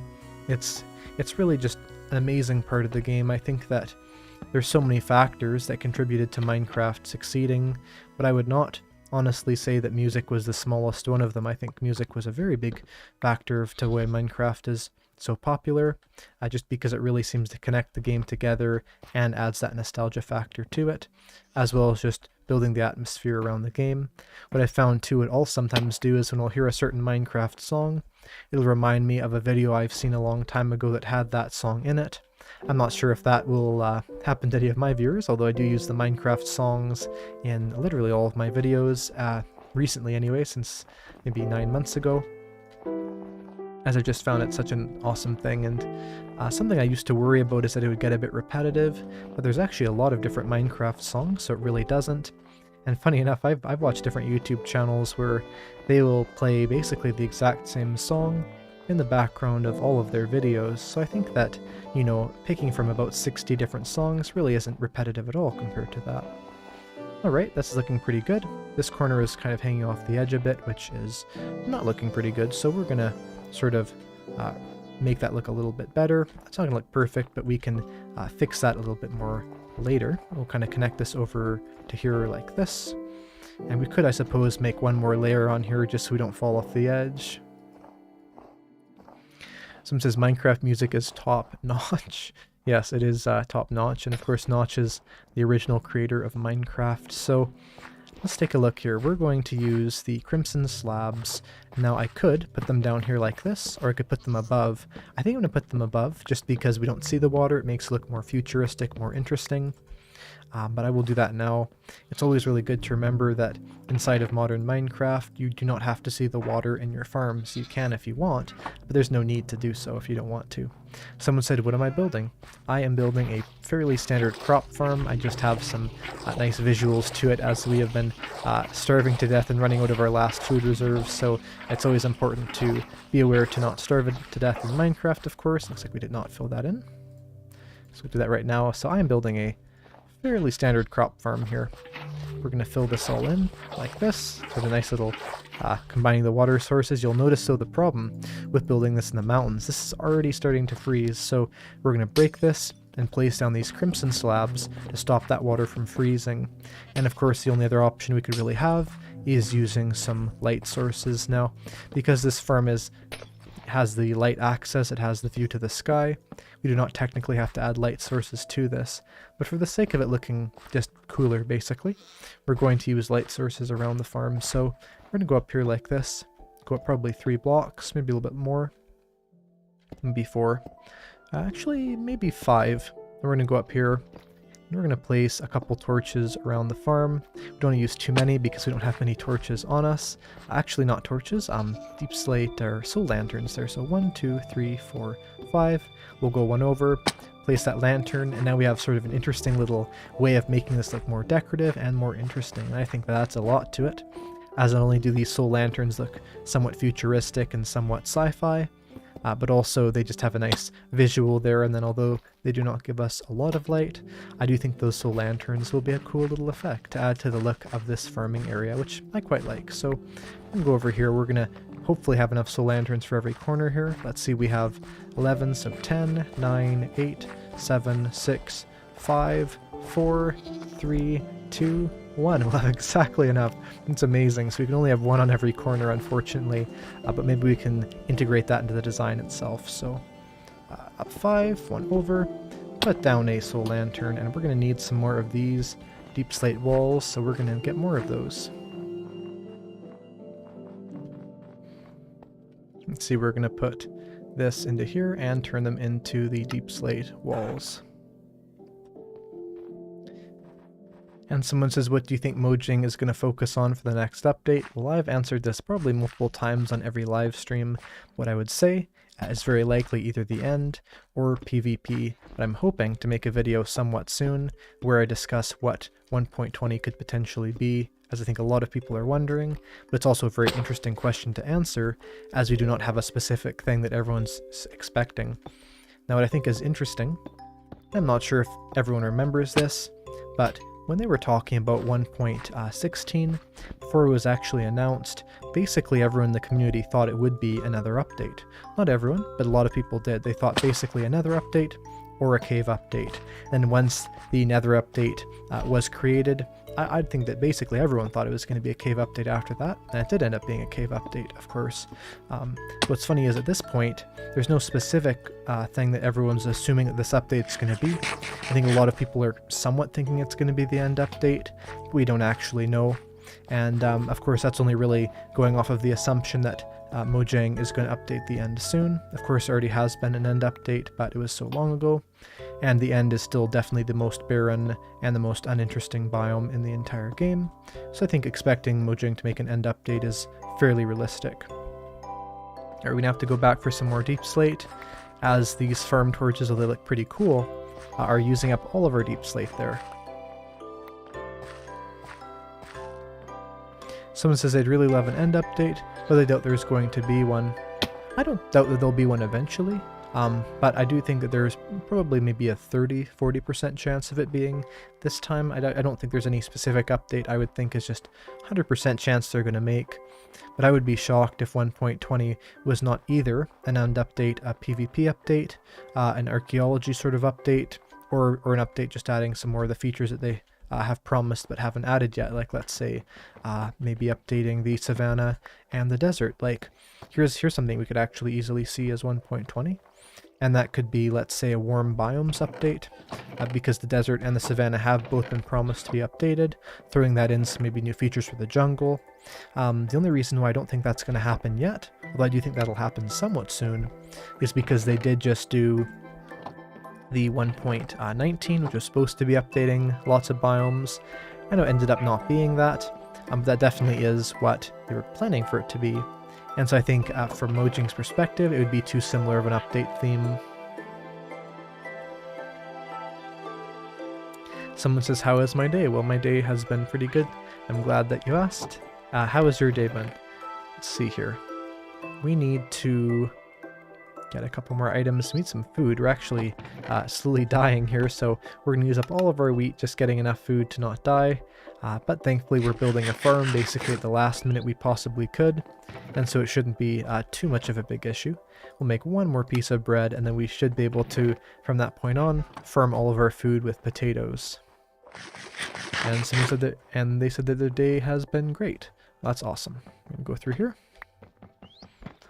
Someone says hello from South Africa. Well, hello back from Canada. It's pretty awesome to have viewers from all the way around the world, basically every single country, which is awesome. And so I appreciate my viewers from all around. Let's see. Looks like it's turning to be nighttime, so we're going to have to be careful and sneak our way back here as we do have that. This farm is actually looking pretty interesting, and I do think we have that sort of futuristic vibe. Those torches seem to really add it, or the soul lanterns seem to add it. Someone says I have to get some better tools and armor. I definitely do, although I've not played on this world for very long, and so I'm not too worried about getting those instantly, but we're definitely getting there. And I think that step one is, of course, building a food farm.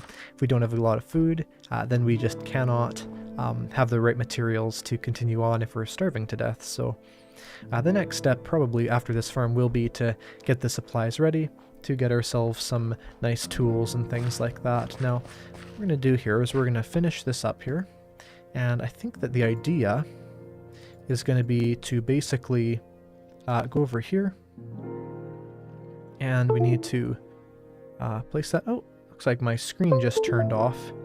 Sorry about that, everyone. It's going to be a small delay here. My screen is messing up. I might just have to reconfigure this. Sorry about that, everyone. It's just a second here. My screen's glitching a little bit. I'm just going to return this into full screen, and then we should be able to go right back to what we were doing.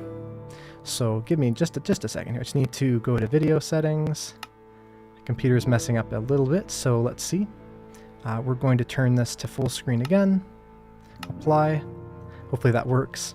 And I'm just gonna get everything back. Sorry, my computer like half crashed there. I'm not sure why. Let's see here. I just need to close this. We can get right back to playing Minecraft, just because all the tabs moved. So like this, and like that. And we should be good. So, alright, we're back, I think. So, alright, perfect. Looks like this is working out. And let's finish up this farm. Now, I want everyone's opinion. I want your honest opinion. You can be as honest as you'd like. What do you think of this farm? Do you think it's looking good so far? Do you think it's ugly? What do you think of that farm setup? I think it's pretty good. Of course, it's not done yet. But I'd love to hear everyone else's opinion on this, as I always want my builds to be as good as possible. Let's go like this. Put up the torch. And it looks like we actually did have one torch left, but that's okay. We'll just hold on to that one for now. I think it's looking pretty good. Let's get our hoe out. Let's turn this into tilled ground.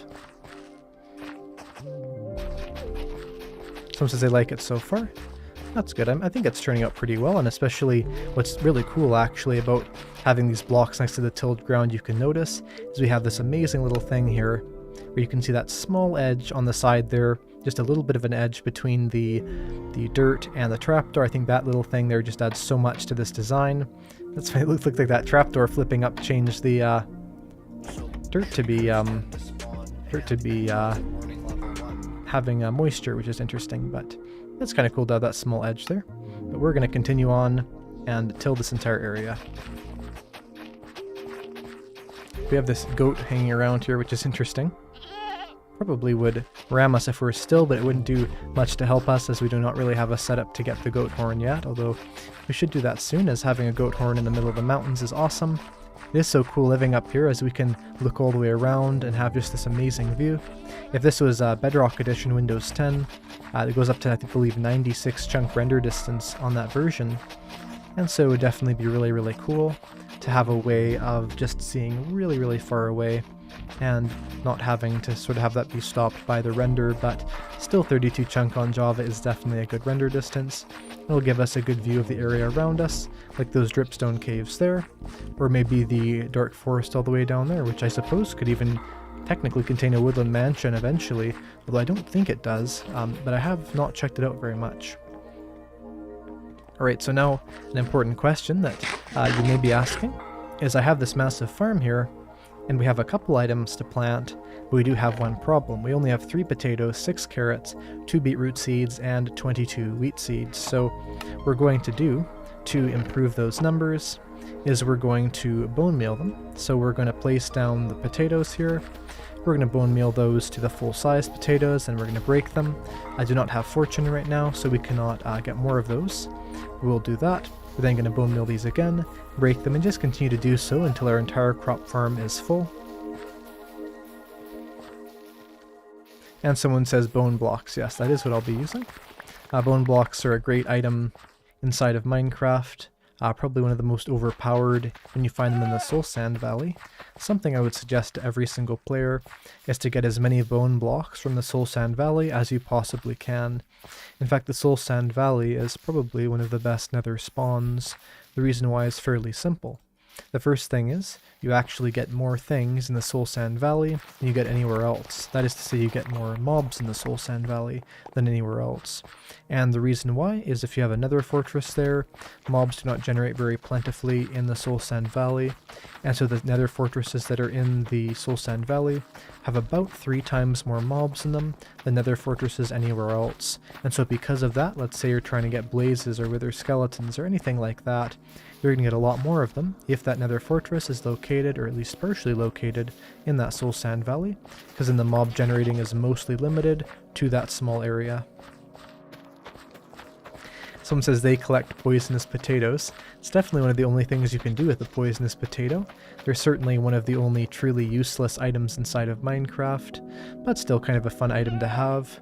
And that our farm is set up like this.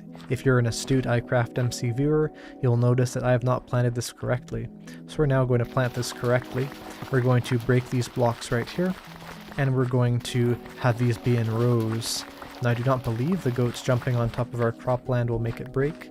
I do not know for sure, so we're going to find that out. But the idea is, when you're planting crops inside of Minecraft, they're going to go double the speed if they're one row of one type of block, one row of another type of crop. So I'll show that right here with our wheat. Now I might have to do a little bit of bone milling to get enough wheat seeds, but more or less the idea would be you'll have a row of wheat, a row of potatoes, a row of wheat, a row of potatoes, or you could have a row of beetroot and a row of potatoes, or a row of carrots and a row of beetroot, or just 2 different crop items right next to each other. Now I'm going to grab the rest of these, and we're going to bone meal them.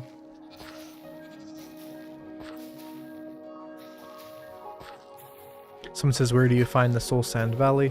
Well, the Soul Sand Valley is inside of the Nether. If you're wondering where to find the Soul Sand Valley specifically inside of the Nether, it's very common. Nether biomes tend to actually be fairly small, and so to find things like the Soul Sand Valley and maybe the Crimson Forest, whatever other biome you want to find, more or less, I would just suggest exploring around the Nether. You want to look for a large area of soul sand with occasional fossils inside of it. That will be your Soul Sand Valley, and then once you've found that, you could just mark out a path from your portal to that Soul Sand Valley and have it as an area to collect lots of bone blocks.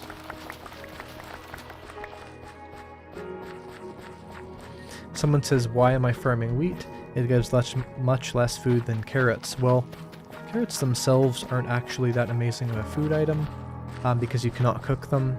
But the reason why I'm farming wheat is somewhat simple. It's because eventually I am going to have some mob farms, so a cow farm, a sheep farm, things like this. And to use those, I'm going to need the wheat seeds. Now, something interesting you may not know, or you may, is that carrots, most players would assume, is the breeding food of the pig. And it is the breeding food of the pig, but it's not the only breeding food of the pig. In fact, the pig can just as effectively use potatoes as well as beetroot. That's right, so there's actually no specific reason to grow carrots inside of Minecraft, as your standard potato crop will do just as good of a job of breeding and feeding your pigs as the carrots will. It's funny because I found the vast majority of players inside of Minecraft will use the carrots to breed their pigs, but there's no specific reason why you should do so. But on this side we will do a mix of the beetroot and those. Now the beetroot themselves is not actually that useful of an item for sure, but just for the sake of sort of a nice looking farm, we may as well have a small amount of beetroot growing. I may not do an entire row, we'll have a bit growing here, and then I'll go on to the wheat again, I think. We do have some wheat seeds here to finish all this up. If we don't have enough left, we'll bone meal it a bit more to get a little bit more. We'll go like this, plant this down. Looks like we need to bone meal this one more time. It only dropped 1 seed. There we go, 2 seeds. And that is our crop farm done. And you can actually already tell how much faster this grows when we have the alternating rows, because you'll notice how many of these are already growing at a faster speed than would normally. So for instance here, a lot of these wheat and a lot of these potatoes are already at stage 2, and I don't have something to compare it to, but that is a lot faster than it would be normally. And we now also have some potatoes left. It's funny how actually the white text is very hard to see on the snow there, almost impossible, but we now have these potatoes and stuff, and we can cook these. But just to clean up though as well, we'll grab our supply chest again. We may as well do though, is we may as well have the double chest itself be placed down next to our crop farm. That's kind of nice. I feel like we're getting a lot of awesome stuff built around this world, lots of things we can use like this crop farm. You can definitely see the speed of this is improved. Notice how these ones here are at the second to final stage of growth. It really is awesome to see that, and we're starving to get it to death again. So we're going to place those chests there. We'll place just extra items we don't really need in there for now. Maybe the bone meal there we could keep, but we're going to head our way back to our base, which is over there. Definitely building a bridge from here to over there is going to be a good idea pretty soon. We might even make a really simple one here in a second, but in general I want to make a nicer looking bridge across here because it could look really cool. And of course we have this sort of large gap of an area that we could make maybe a nice arch bridge or something out of maybe dark oak or even just standard wood type or stone type. Some said beetroot is the worst for real. Beetroot is definitely the crop in Minecraft with the least uses. Of course, the one redeeming factor of carrots, let's say, is the fact that you can craft them into golden carrots. But something important to remember is the fact that it's basically always easier, whether you've zombified or not, to get golden carrots from villagers than it is to get golden carrots from actually taking carrots and growing them. So something I would generally suggest to do, instead of, let's say, building a big carrot farm, is to get yourself some villagers to trade for the golden carrots, as you're just going to have a more efficient way of achieving and getting those items. So let's see, we're going to put our farming items back in here. Let's smelt these potatoes up before we starve to death, more or less, and we can put those in there. And it is kind of funny because beetroots inside of Minecraft were added after a lot of the other crop items in the game were. And so it's interesting that Mojang specifically decided that Minecraft needs beetroots and then added them to the game. I'm not exactly sure the reason why. Now, something that some players do not know, and I'm not sure if I have any here to demonstrate, but you can actually make red dye out of beetroots. So 1 beetroot gives you 1 red dye. It's not an incredibly useful use, but you can do that if you want to. So you could always use your beetroots for a red dye farm. The problem, of course, is that most late game players will have an iron golem farm, at least a lot of them will. And so because of that, if you do have, let's say, one of those, you have so many red poppies that red dye is the least important dye for you to get. And why not?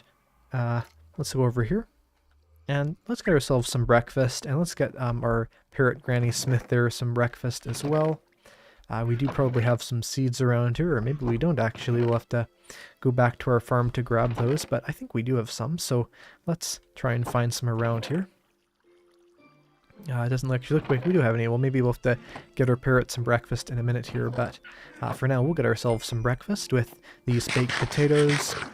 I do feel like there are some things I could improve around my base itself, looking a little bit, not perfect, let's say, but overall, I think something important we should do, although it's not going to look perfect and it's in no way going to be permanent, is to make a way from our base to that farm rather easily, and potentially also making an actual door to our castle. Now, of course, the problem with building a door onto the castle is that the castle's more or less ends off with a steep cliff on every single part, so it's hard to think of an area that would make really any sense that we could put a door on. Let's take a look around and let's try and find one of those areas.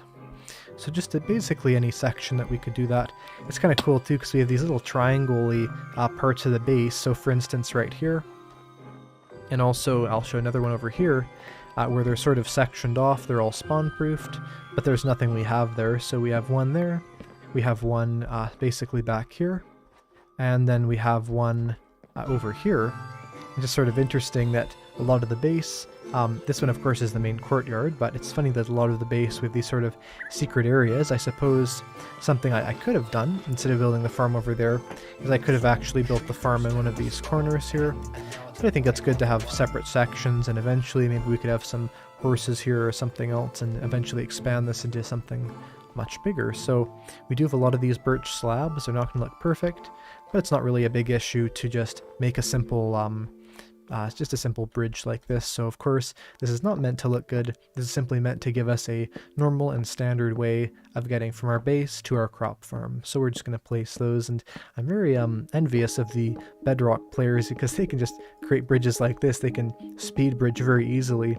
Something I've been practicing a lot lately is sort of speed bridging and placing blocks very quickly, but in Bedrock, sort of the game gives you a natural and easy way of doing that anyway, so it's interesting how just one simple change in the placement of blocks in that mechanic really does make an entire difficult to master thing inside of Java sort of obsolete within Bedrock. So there is the end of our bridge almost. It looks like it actually does not end at the same level, which is incredibly annoying, but that's okay. We can try and make it look a bit more natural or whatever, so we'll go one block down like this.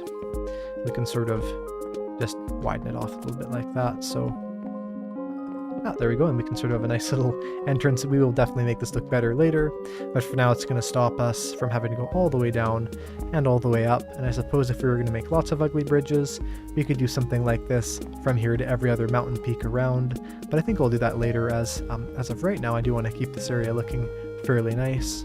Let's go and get a seed for a parrot over at our farm. I do like the look of this over here. Definitely we could not get the same sort of aesthetic if we did build it over there. So I think this whole thing is looking pretty good. So let's try and find a wheat. I suppose none of these are ripe. If we find one of these, we have some bone meal actually. We could use that to get a seed. Something always interesting is that if you just have a couple grass blocks, you can technically get the right supplies to get food. So all you need is grass blocks and some bone meal. If you bone meal some grass blocks, you will get yourself some seeds, and once you have those seeds, then of course you can plant them down. As when you bone meal the grass blocks, you get tall and short grass. Breaking those grass, you have a chance of getting the wheat seeds, and once you get those wheat seeds, then you can plant them down. So for instance, in let's say the Survival Island Challenge, you could use that to not die and to get some food. Alright, let's feed our parrot these seeds right now. I have a question though for everyone watching. I think I have to sit up. How do I do this? Do I shift? Well, and I know that you can't breed parrots, but you can give them seeds, right? Maybe not actually. Maybe I'm just stupid. Oh well. I'm not exactly sure. Here, let's get the parrot up here. Is it on me? No. So we get this parrot back to its perch. I thought you could just feed them seeds even if it doesn't make them breed, but maybe not. So let's get our parrot right here, and let's okay, it does not want to sit down where it needs to be. Where is it now? Can't. Oh, there it is. Okay, Granny Smith, you have to go back on your perch. Look right here and sit. Okay, we're just gonna sit next to it, but I'll give you the seeds anyway, like that. Hopefully you can enjoy them somewhat that way. Let's put these items back in here. It is so interesting that you cannot breed parrots within Minecraft. Very interesting for sure. And we just heard ward. We'll skip that. Let's see here. So we have lots of items here to work with. I think the biggest question now is we've built that farm. What are we going to do next? We have our food source. We have all these different things. Well, we have our enchanting area here, and we did get some sugarcane. Potentially building a small sugarcane farm could be a good idea if I can find that sugarcane, of course. We do have some water sources. I suppose a sugarcane farm would look similar to the other farms. Maybe we will build one of those in a bit here. We don't really need a whole lot of it. Now, of course, leather is an important thing to get more bookshelves, but we do have 20 levels, so potentially we could see if we can get lucky and maybe get something to accentuate the life of our dying pickaxe. We have somewhere around here a half-broken pickaxe. There it is. Or much more than half-broken, actually. It's almost 9/10 broken, but potentially there might be something we can throw on there, like Unbreaking 1. It'll give us a little bit more out of that. It looks like Efficiency 2, better than nothing. Well, just Efficiency 2, but doesn't matter too much. And we now have that. And we'll put this back there as well. Now, something I could actually do, it's very important, is to do a little bit of inventory sorting here. Something I would always suggest is to keep your chests and things like that sorted. And of course, I'm one to talk, looking at the current state of my chests, but actually moving these out of the floor has been a goal for a while. Now, I guess the chests would go on the wall here. So we may as well do is get an actual sorting system, not a sorting system, but a storage system. I'd love to build a sorting system, we just don't have the items for that right now. So what I'm going to do is I'm going to just have my tools on my hotbar here. Maybe even what I'll do is I'll even put the tools away and I'll just keep food. And we're going to start by grabbing out all the sort of like stone type blocks, just like this. And we'll just sort of get a good supply of all of those here. So we'll grab that. And I have an important question for all the audience here, and that is, would you be interested in me streaming, let's say, different things in just the survival world? Of course, I'll continue on it. But let's say things like maybe Hypixel, or maybe, let's say, sort of challenges, or just other sort of interesting things. If you would be interested in those things as well, feel free to just tell me that in the chat there, and I can sort of plan for the future what my other streams could look like, as your input right now will definitely determine what I want to stream next. So in combination with doing things like this, would you be interested in seeing content on different things? So Hypixel, Bed Wars, I've played on Hypixel about 5 times, so you could see me on there with YouTube rank utterly failing, but I'm sure that'll be kind of interesting to see, I guess. And of course, we also have hardcore challenges. I could maybe get some command blocks set up for some fun challenges. Lots of cool things to do there as well I quite enjoy. So, and a lot of people are saying yes. And so yeah, I'll probably do some mixing around maybe even next week. Now we're at about 190k subs, and if you're watching the stream right now, something I would suggest is not only to subscribe to my channel, but also to follow me on my social medias. Follow me on my Twitch, follow me on my Twitter, on Discord, join that. There should be some links in the chat for that. And just overall, there's lots of great ways of connecting with me and joining other groups of Eyecraftmc fans. So just like, let's say on the Discord, very active. I'd invite you to join on there. All you have to do to verify yourself once you're on there is just to read the rules and react with a check mark. A lot of people will join the server and not actually read the rules and react, so they can't type. But all you have to do is just simply go to the hashtag rules page and react with that checkmark emoji. Now, there's also a Reddit there, of course, r/Eyecraftmc. I think sorting the wood items out could be a good idea. We do have a lot of wood items. Of course, sort of the frustrating thing about sorting, if we don't have a lot of items especially, is that most of our chests are going to be 3/4 empty. So we're going to do this nonetheless, though. I suppose we're going to have to use half of our wood items just to make a chest, or to make some chests in general. So we'll just make all this into some chests here. We could do barrels or something like that as well, but I think for now chests are fine. So, oh my goodness, that was incredibly loud. It is apparently a thunderstorm outside. We're going to probably sleep here. That actually scared me a little bit there. That's very loud out of the blue there. That's it's quite that. And also, if you're watching the stream right now, feel free to like the stream. We're at almost 700 likes, but if everyone watching right now liked the stream, I'm sure we would go all the way up to past 1,000 likes. So feel free to like that. Let's see that like count shoot all the way up, maybe even to 1,000. We'll see what we can do. But definitely the highest the like count can get, the better. So let's go through here. Liking the video does also help it reach more people. It helps it so that overall more people can enjoy this live stream. We have a lot of horse armor. We have 7 diamond horse armor. So something we could do is we could get all these things together. So let's see, we have lots of horse armor around. We also have lots of ore blocks. Potentially getting all those items together could be a good one. A good idea, that is. We will grab all these. So let's see, we have the redstone dust and we have the diamond. We actually do have some name tags. I didn't realize that. Maybe we can use those on our parrot in a second here. But we'll grab all the sort of ore type items, things like that. And we will also grab the gold, the emerald, the redstone, not the gunpowder, although it does look like redstone dust a bit, the coal, the lapis, and that looks like everything here. I guess the amethyst sort of counts, although it's not exactly the same. The gold nuggets there, the iron nuggets, And that should be good. We'll throw this in here. This is definitely a sort of miserable treasure chest. We do not have many treasure type items for now, so certainly in the future we need to do some more mining. You can see we do not have much stuff here. Definitely not a lot at all. We may as well craft these actually into their constituent, that's not the right word, but anyway, we can craft these down into their largest forms there and sort of organize this a bit inside of the chest itself. As well as that, we do have some other random items here, some old tools and stuff. We could get all the tools in one chest. We have so many of those. I feel like sort of grouping items by their type can be good if you have a lot of different items, but not a massive amount of each type. So a lot of different types, but not a massive amount of that. And we can even do armor in there, so I could probably clean out a lot of the chests. We could use that. We'll place these maybe just on top here, like that.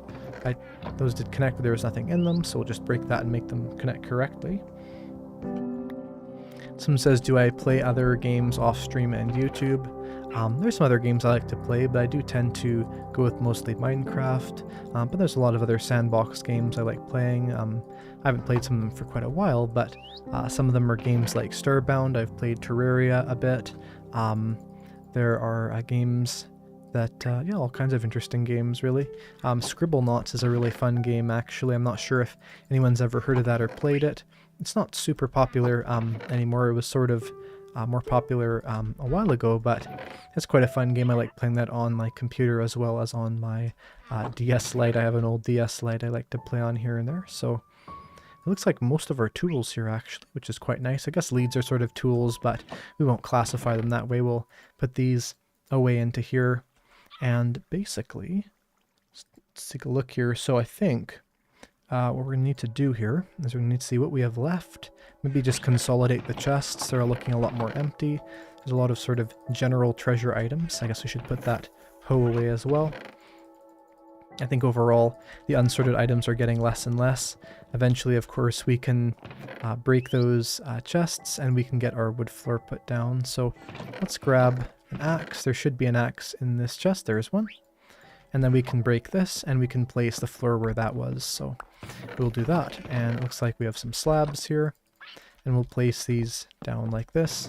This one's also getting a little bit empty, so we'll break that. We'll start consolidating this into this chest and just see how much we can have these different items be put down into less and less chests, so we have less and less things to sort, and we can sort of have a better idea of what we actually need to do and which chests are already sorted. So looks like we've sorted about half the items in these chests, probably a bit more actually, because this chest is almost empty, so we'll just replace those into there like this.